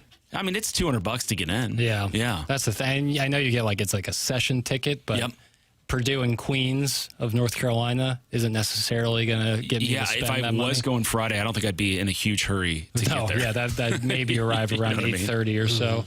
Yeah, but a favorable draw, to say the least, for our Missouri Tigers, James. If you say so. I don't have a lot of tape on Miami. But. No, just in terms of being a 10 seed, not having to go to Dayton to fight for your right to party. Yes. And then and getting it in St. Louis. I mean, sheesh. Do you have a lot of tape on anyone? Like you keep stacks of videotapes? I would say during college football, I try to watch as much as I can, particularly SEC. But no, not in college basketball. I'm watching Mizzou pretty much exclusively, and SLU. I watch them as well. But that's about the extent of my college basketball watching. Jackson watches everything, right?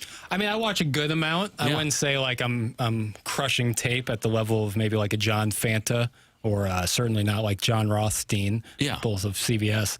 I don't do that necessarily, but I do, especially this time of year. Like if you watch those conference tournaments, wire to wire, great games throughout. I mean, did you watch at all the Arizona game against Iowa State? I did not. I only watched the SEC tournament. That's all I watched. Was it? It was fantastic. It was just outstanding basketball, back and forth, knocking down threes left and right. One of the guys on Iowa State had 8 or 9 threes, 4 of which came in the last 5 minutes. Wow. And then Arizona had a guy who had 6 threes, 3 of which came in the last 3 minutes. It was incredible. Yeah, that is great. It was awesome. Cam, do you find yourself watching a lot of non-Blues related hockey? You like watch Hockey Night in America? Yeah, I mean, again, we talked about this earlier. Like, hockey's kind of tough. It's tough to watch. Like, it wears you out a little bit. Like, I could sit there, if you're really trying to break the game down and trying to watch every second and put everything together. Like, it's not a golf, it's not football where you can kind of sit back and you got to watch every second of it. Yeah, I do.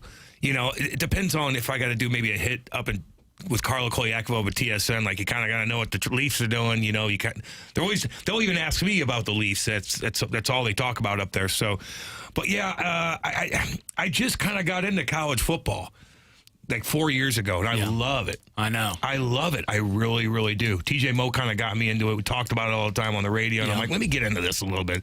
I never got into it when I was young, but now I see the drama, the pressure of these kids. Now they're all making money. They're all superstars. Yeah. I look at some of these quarterbacks. They're 6'4". They got beautiful long hair, and they're cruising around campus with $4 million. I'm like, I'd like to be you. Yeah, it's not a bad I would lifestyle. like. Do you have the best gig in all of sports? That's why they try Being to a stay handsome there quarterback 7 or in 8 college. years. Yeah, more than the NFL. I'm with you. Yeah, I hear what you're in saying. a bubble. Yes, absolutely. Yeah, when I was listening to Twister and Chaser on your podcast, Chaser always refers to Twister as like a 3 a.m. friend. You know, that guy, you can just call at 3 a.m., he's going to drop what he's doing. Do you have any 3 a.m. friends? I mean, yeah. If I was thinking when I was listening to that, I need to get some 3 a.m. friends. I don't know if I have any. Well, it depends on what you mean by that. Maybe you don't need them. Could be. I used to have a lot of 3 a.m. friends. Double-edged sword. You know, but no, you know, if you're going to call me at 3 o'clock in the morning, I'm probably not answering my phone. That's Right? what I was about to say. I'm not. I am a deep sleeper. I'm not waking up from a phone call at 3 a.m. I'm not. I'm just kind of not looking at my phone. If I do, I'm kind of grazing through it. Like, no, I'll get to you in the morning. So I'm a bad guy to call now. But Twister will be here if you needed him to. He doesn't have his phone on silent. So I was thinking when Shin got traded, he was going to play the Blues. 2 nights later. There was talk maybe on this show about, hey, is he going to fight somebody? Yeah. Because when Chaser left the Blues, didn't he and Twister fight immediately? Yes. And you can't be better friends than those two. Well, at the time, they've been through some ups and downs together. Okay. For sure. Did you ever fight a close friend? Oh yeah. How do you psych yourself up for that? It's Next door easy. neighbor? It's easy. It is. It's easy. It's a job. It is easy to do. No, not like my friends growing up, but if he's a hockey friend, I don't care. No, it's part of it. It's part of like, I'm tougher than you. Like the bully tactic comes back out a little bit. Like, no, I still could beat you up. Just remember that. But I'm not a 24/7 tough guy around my friends I grew up with that didn't play hockey. Yeah. Does that make sense? It does. It's weird. I don't want to fight them. I feel terrible. But if we play together and you got traded or I got traded and we're playing and you're a tough guy, we're going. Okay. Yeah, I know. Even when you're playing overseas, same kind of mindset? Sure.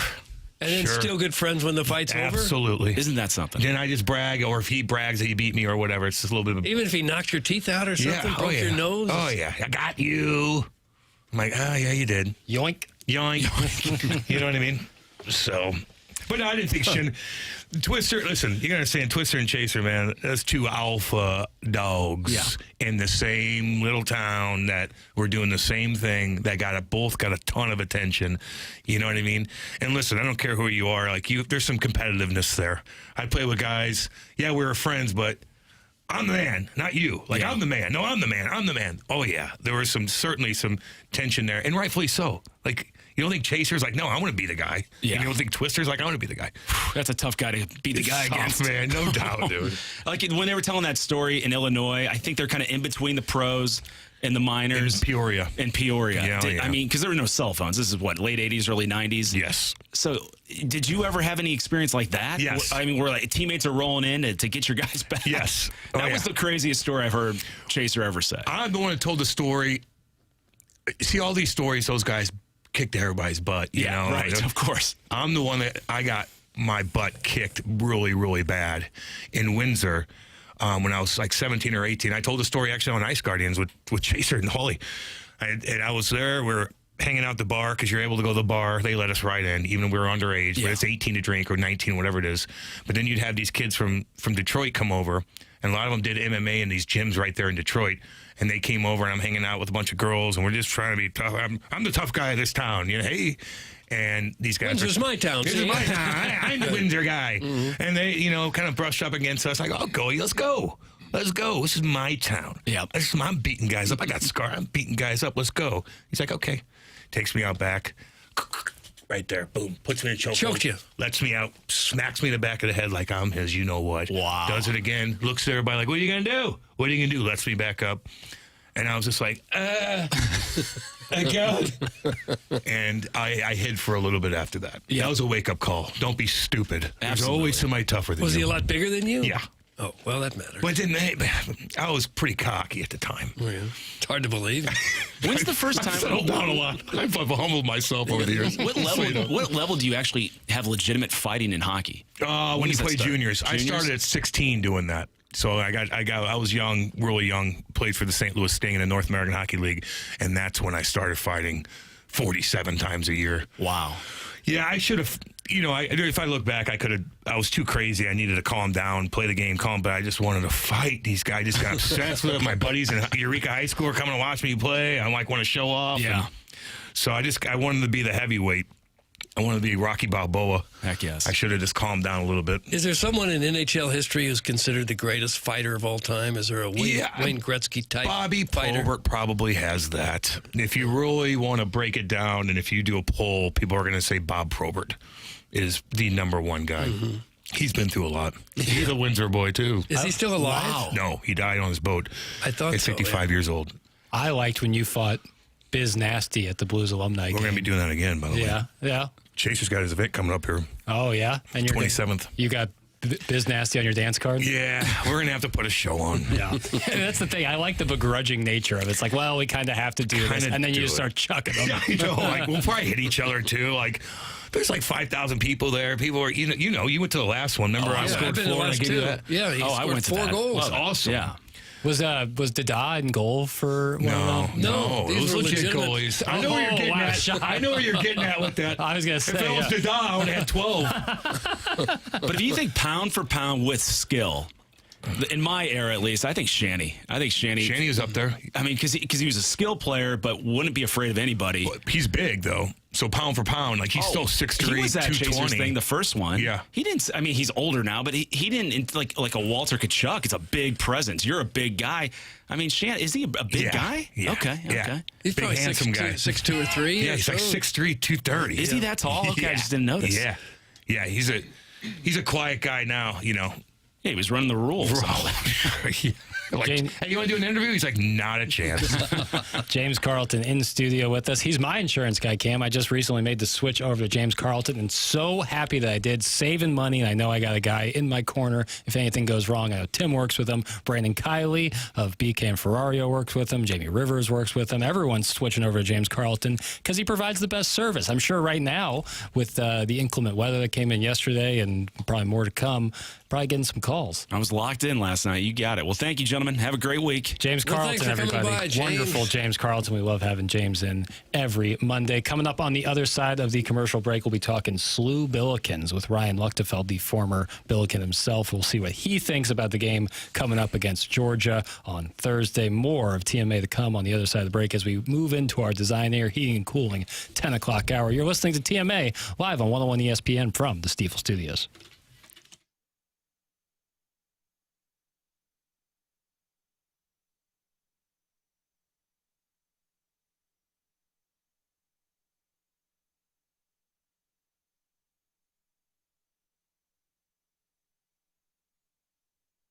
Ryan Luechtefeld appears on TMA as our Billiken analyst, and he is with Delmar Mortgage online at delmarmortgage.com. Ryan gives out his personal number for you to call him directly, and that number is 618-593-3608. You're going to get the personal local touch, but with all the necessary technology to make the process smooth and easy. Pre-approvals and fast-track options that will make your offer stick out to local sellers and listing agents. They're going to get closings in as little as 2 weeks for you at Delmar Mortgage when you're working with Ryan Luechtefeld. Delmar Mortgage is 60 years of family-owned business, and Ryan himself's been doing it for 22 years, 13 of which have been with Delmar Mortgage. Call him at 618-593-3608 or go online at delmarmortgage.com. His office is close to Scott Air Force Base. He loves working with veterans, and he is a big Billiken supporter as a former Billiken player. It's Ryan Luechtefeld and Delmar Mortgage.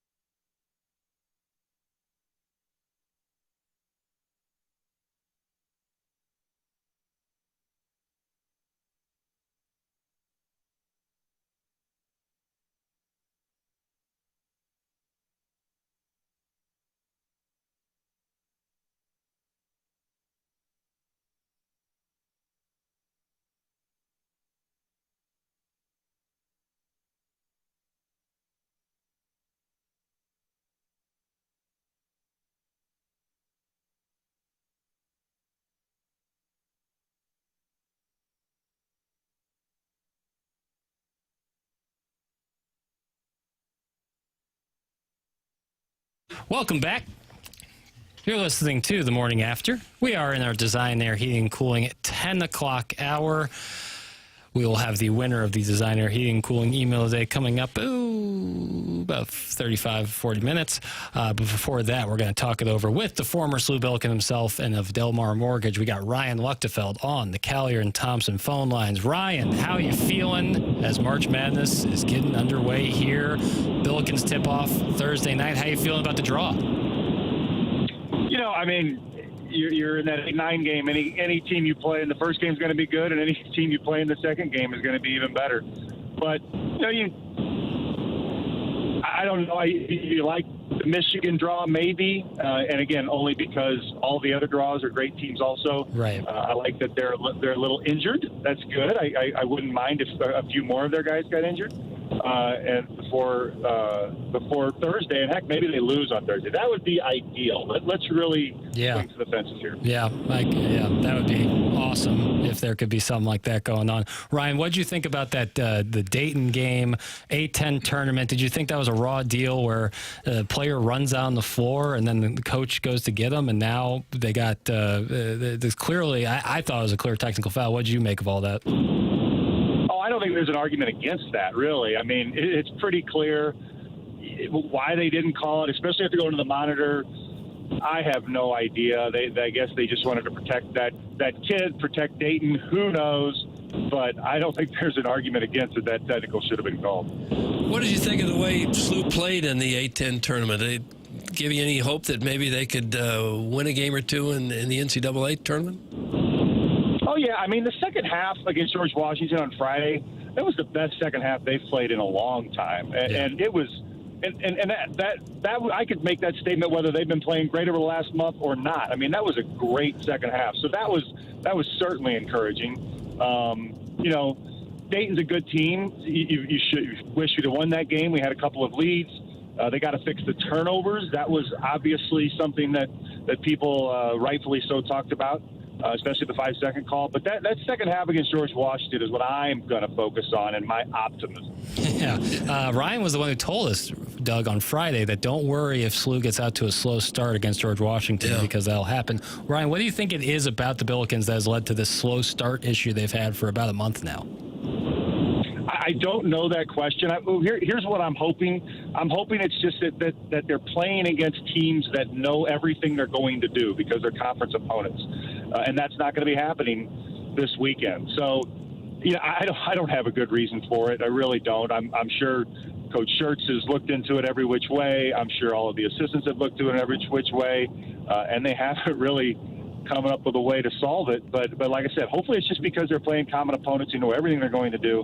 And that's not going to happen on Thursday. It didn't look like Avila was struggling too much from the plantar fasciitis that we were worried about. In fact, he really came up big there in the first game that they played. He's really clutch down the stretch, and he hits his free throws, and he's hit a couple of long bomb three-pointers this year with the game on the line. Oh, it's crazy how clutch he is. I mean, when he hit the 3 straight threes against George Washington, and then to come back after going 0 for 6 and barely touch the net with the ball going through the hoop with 6.6 seconds to go. The guy, I mean, that's a gene that not everybody has, and he certainly has it.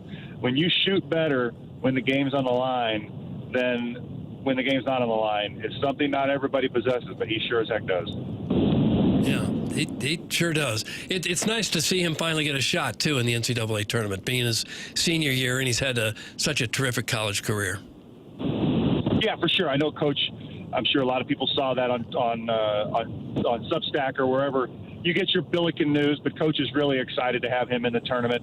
He thinks a ton of Robbie, obviously, and with good reason. He knows that Robbie had other opportunities to go other places, and he chose to stay with Coach, and he chose to stay at SLU. And so we're happy to see him rewarded for that. Ryan Luechtefeld, our guest here on the Callier and Thompson phone lines. Ryan, you were at the A-10 tournament in Pittsburgh. How was the vibes? How was the energy? And how was the SLU crowd? Did they travel, make their way over to Pittsburgh? Oh, yeah. There was a big SLU contingent, even on Friday and then even bigger on Saturday. Everybody was excited and then just decimated. What a crazy ending to that game on Saturday. It was funny. I saw everybody's favorite color guy, Earl Austin Jr. on Saturday evening, and I said to him, I said, what was the last game you remember ending as crazy as that one? And he had a quick answer, and his answer was, oh, yeah, Stanford in December. Like, well, that's a pretty good answer, actually. Yeah, I would say that's a similar finish in a way. Yeah, still not over that. You played in the NCAA tournament, didn't you? We did, yeah.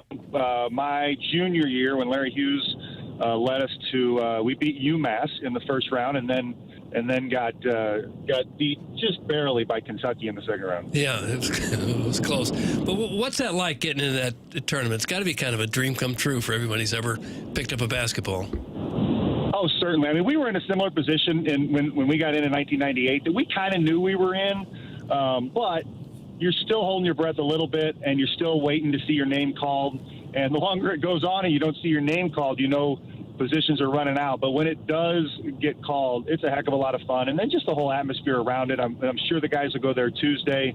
There's a ton of atmosphere with all the teams being there. You know, everybody's talking about this tournament. Everybody's talking about what you're involved in, and it's really cool. And especially if you can win that first game and do something SLU's never done after that and get to that second weekend. That's the hope. I know it's a tall tale against Michigan, but that's the hope everybody has. But hey, it's March. You never know what could happen. Ryan, when you joined us on Friday, I asked your guy who needs to step up to have success in the A-10 tournament, and you insta-called Sharma. Is that still your answer for the NCAA tournament, or do you have a different guy who you'd like to see step up?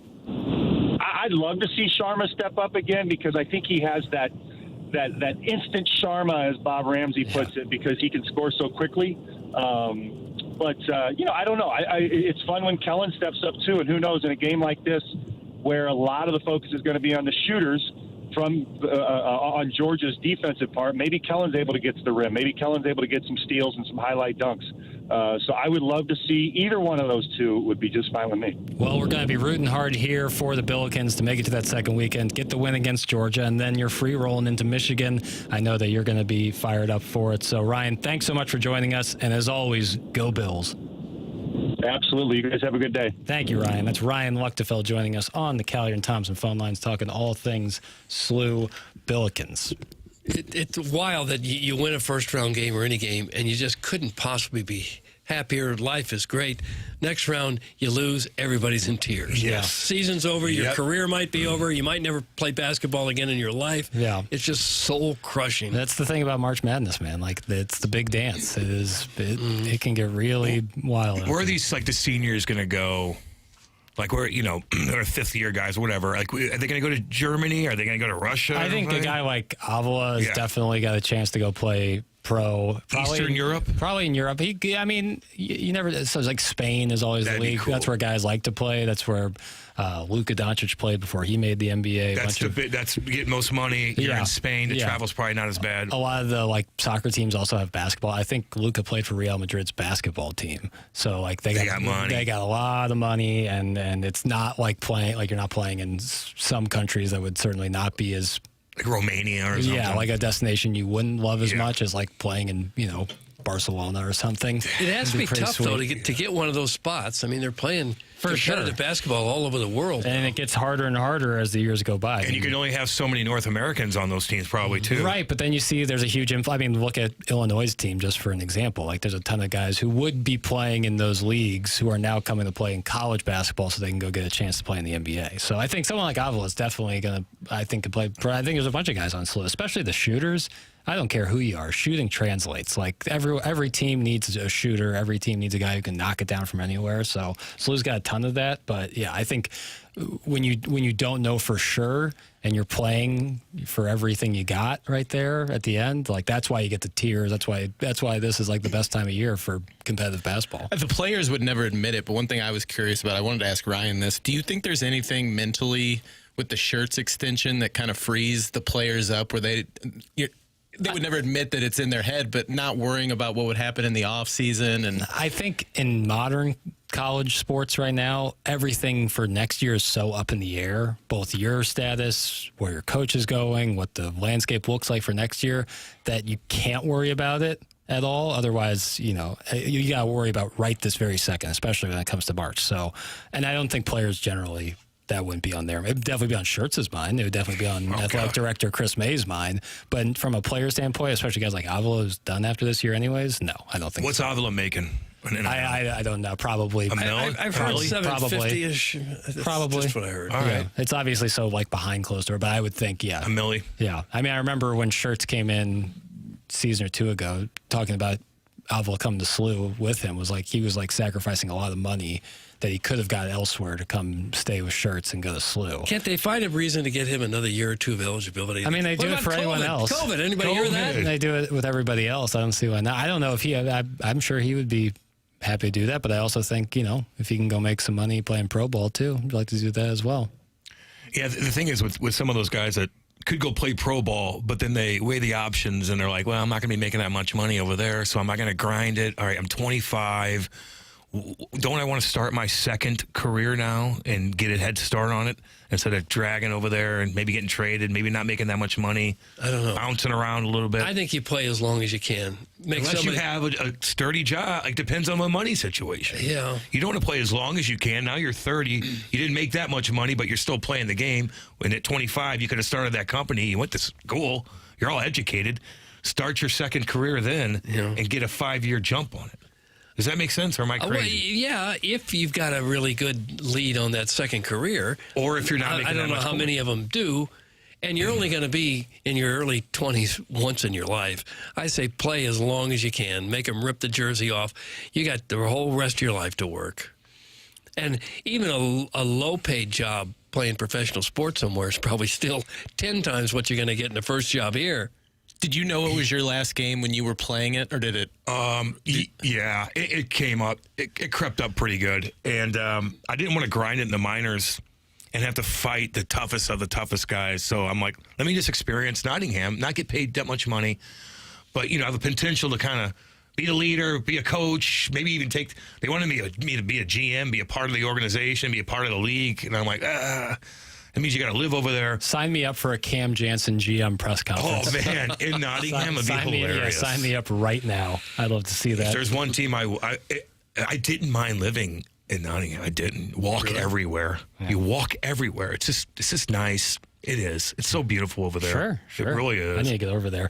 Where fans need to get over if they're looking to watch some NCAA tournament action is with our friends. The NCAA tournament tips off this week, and you can watch the games this Thursday and Friday with 101 ESPN and Bud Light. You can join B. Cam Ferrara this Thursday from 11 to 2, and then the Fast Lane from 2 to 6 as they broadcast live from Helen Fitzgerald. Then on Friday, you can join both shows as they broadcast live from Ray's Sports House in Soulard. I've been to that Ray's Sports House, and I've been to Helen Fitzgerald. Both great spots. Enjoy some food, a cold Bud Light, 101 giveaways, and plenty of screens to watch all the action. Get more details at 101ESPN.com. Our Madness of March broadcasts are refreshed by Bud Light. It's easy to drink and easy to enjoy. Text on in, Air Comfort Service text line 304-399-9646. You can also join the Michelob Ultra YouTube chat there on YouTube, and call in, as we've had many guests call in on the Callier and Thompson phone lines. We'll have more of TMA here as we're in our Design, Air, Heating, and Cooling 10 o'clock hour.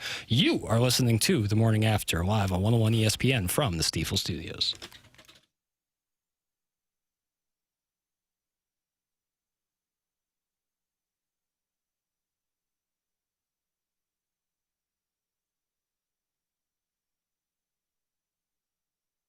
Michael's Flooring's been family and locally owned for over 30 years. Michael takes great pride in helping and making sure that his employees are happy and making a great living. You can go online right now at igotfloored.com, Michael's Flooring's website, igotfloored.com, and right now you get 3 samples free from Proximity Mills. Michael's passion's flooring, and when you order from him, he wants you to have the best experience for the best price. That's why he's making sure he gets the best carpet installers and giving them $7 a square yard, which is incredible compensation in this industry. Just come in or talk to him. You're going to see the difference. They want to make sure they suggest the best thing for you, not pushing what corporate's telling them they have too much of. There's a reason he's continued to grow through the 31 years. Employees love working for him as they feel like family, and he makes sure they are taken care of, and this then rubs off to the families buying the product is they know they have the best interests of the buyers. They have it all, but carpet's awesome, and it's back. They have so many varieties of all flooring and have 3 easy-to-get to locations in St. Louis. They're in Creve Coeur, they're in Garden Prairie, and they're in St. Peters. Come see why people are loving getting floored by Michael, and make sure you visit the website igotfloored.com.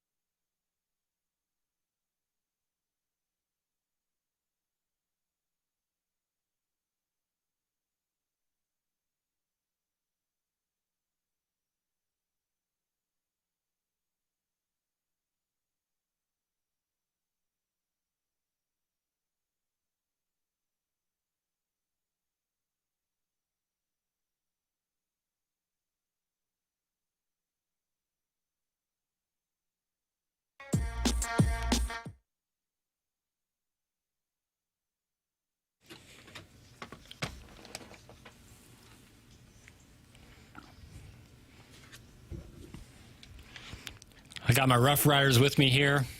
Kurt, Doug, Cam Jansen. Yeah. Rough Riders? Yeah. This is the man in the early 2000s, late 90s right here. Stop, drop, shut them down, open up shop, Doug. Stop, drop, and open up shop? Shut them down, then open up shop. Okay. DMX was pretty hot back in the day, man. Absolutely. That guy was all over the place. He was giving sermons at Hooterville up until recently. You ever been to the Southwest Terminal? They have that little chat. So if you make the turn, so you got all the gates on that one hallway, and then you make the turn if you were to go left from TSA, and that's where like the Three Kings spot is.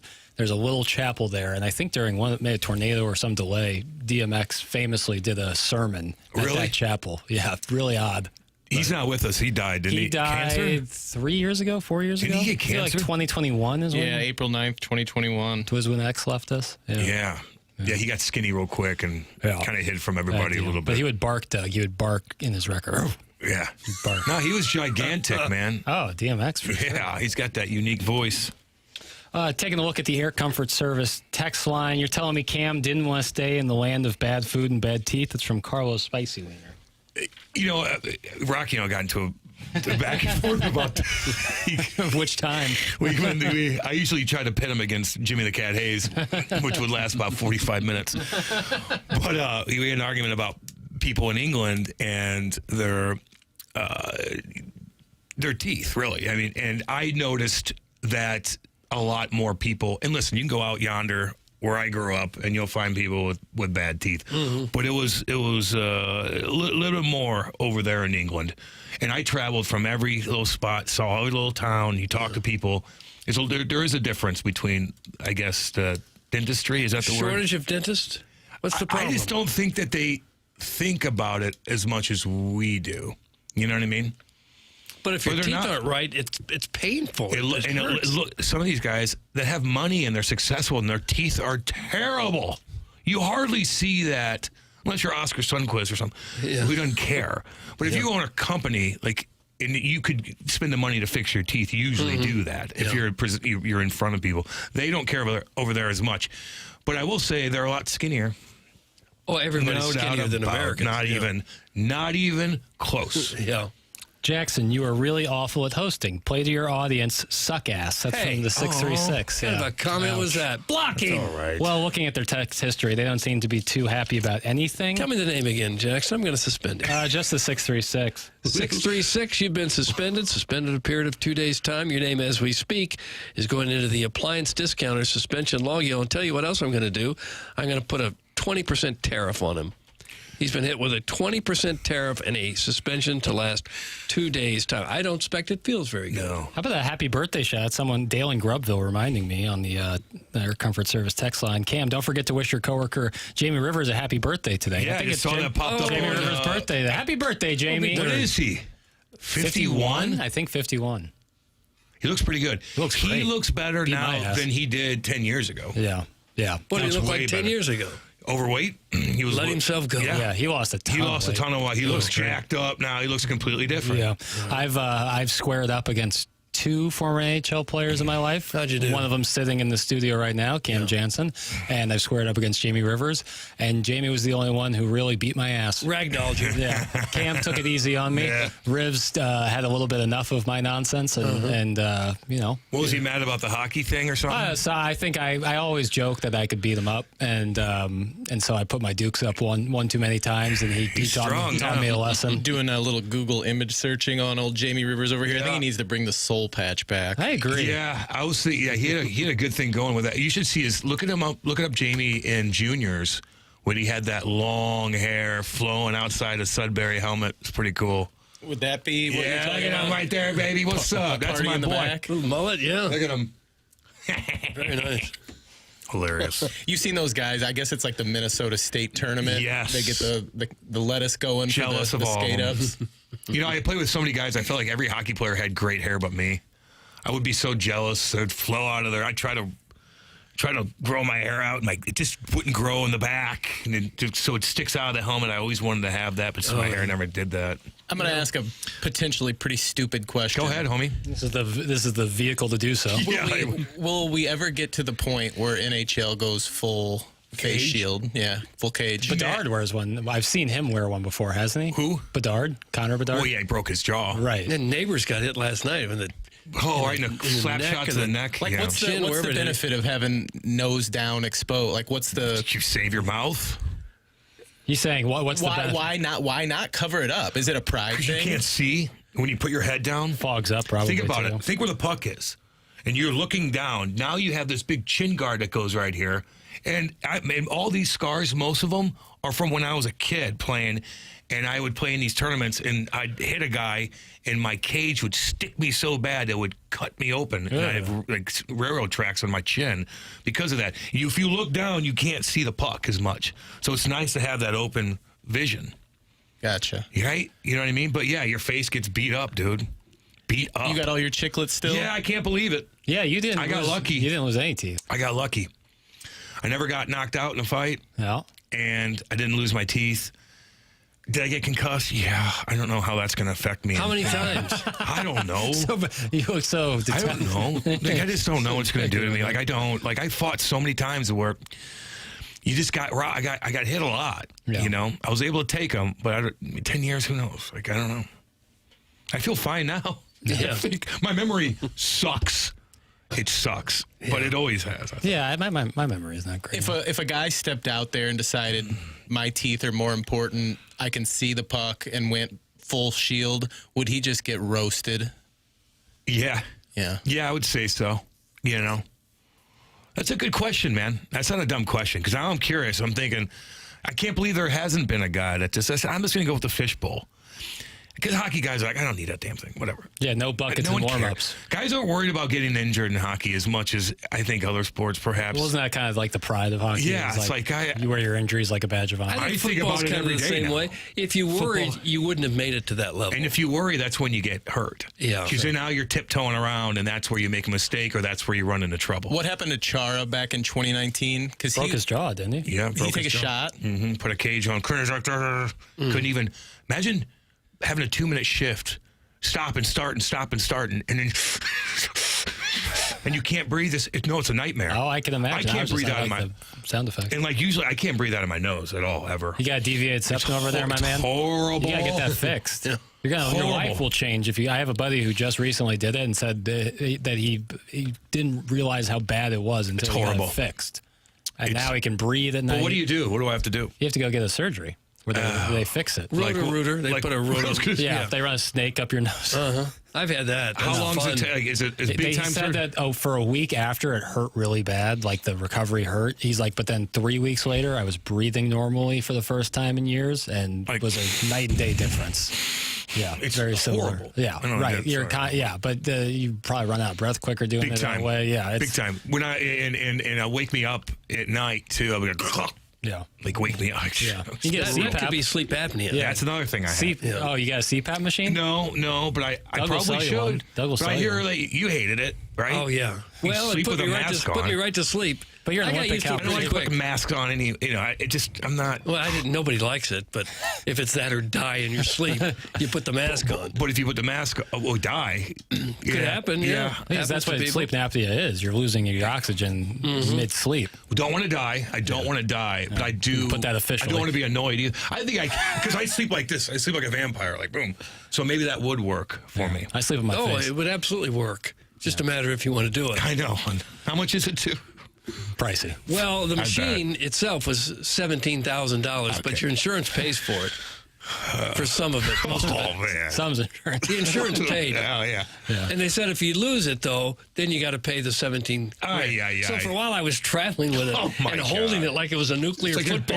Like it was, do what you will to me. You're not taking this damn thing. Doug was riding through the Lambert Airport with it handcuffed to his arm, like he was about to duffel bag. Did that make the trip to Jamaica? Did you take that to Jamaica with you? You better believe it. Oh, I'm sure I did. Between that, it wasn't until like a year ago they said, "Well, you don't need that anymore." I said, "Oh, great." Yeah.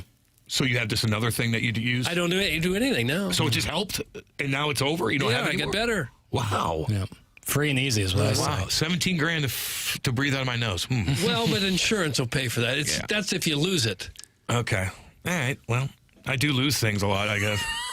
We'll find out who lost and who won the Design Air Heating and Cooling email of the day coming up on the other side of the commercial break. You're listening to TMA live from the Steve Studios.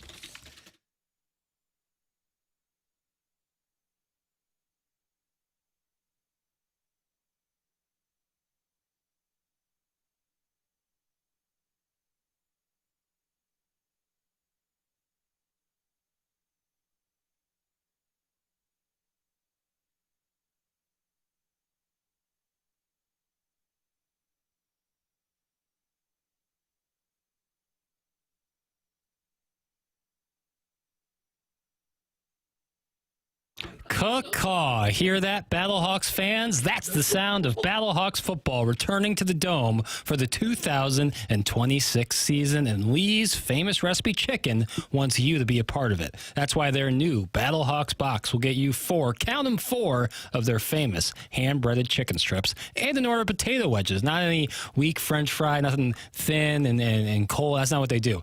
Potato wedge, nice and thick potato wedge. You get a choice of 2 dipping sauces. I'd recommend that Chipotle Ranch, a little sweet, a little spicy. And on top of all that, you get a code valid for buy one, get one free Battlehawks tickets. With this deal, get game day ready with a Battlehawks box for just $9.99 at any St. Louis area Lee's Famous Recipe Chicken location. Again, 4 famous hand-breaded chicken strips plus an order of potato wedges to get a code valid for buy one, get one free Battlehawks tickets. You can get the Battlehawks box in-store or by ordering on Lee's new mobile app, where you can also earn points for free food and discounts. That's Lee's Famous Recipe Chicken.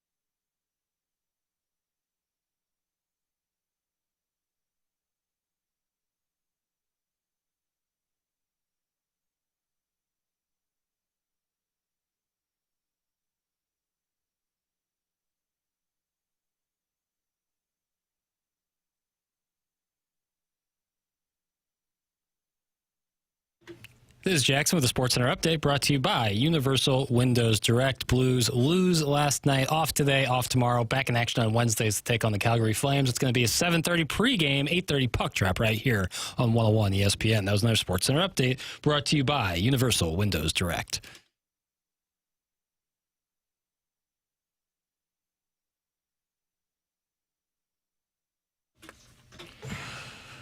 Welcome back. You're listening to The Morning After, Design Air Heating and Cooling, 10 o'clock hour.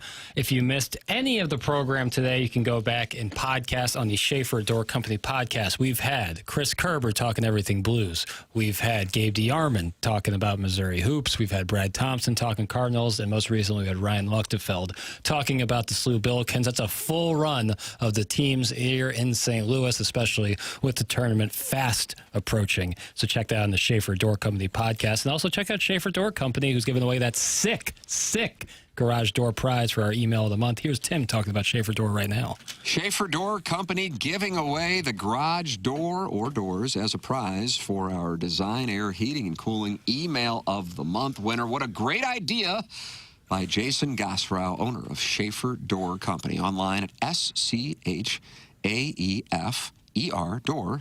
That's SchaeferDoor.com. Call or text 636-782-3608. It's going to get the quickest response time. They service all kinds of garage doors for service and new installations with LiftMaster. LiftMaster is garage door openers, strong, quiet, and versatile.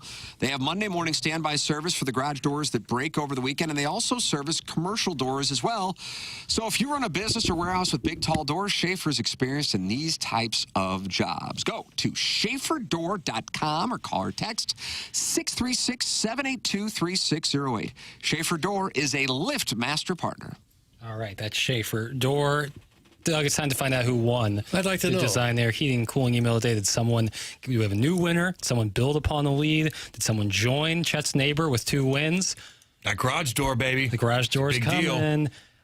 Joining Chet's neighbor with 2 wins now. The poor film student picks up a win here on Monday, March the 16th. You can compete tomorrow or the rest of the week or the rest of the month. The morning after at InsideSTL.com, our Design Air Heating and Cooling email a day. That's going to do it for us here on TMA. BK and Ferrari are coming up at the top of the hour. Cam, thanks so much for being in with us today. We'll see you tomorrow. Yeah, I'll be here tomorrow. Same time tomorrow. Yeah, Cam will be back with us for more of TMA. Thank you all for listening. This has been The Morning After, live from the Stiefel Studios, presented by Brian Crouppen here on 101 ESPN.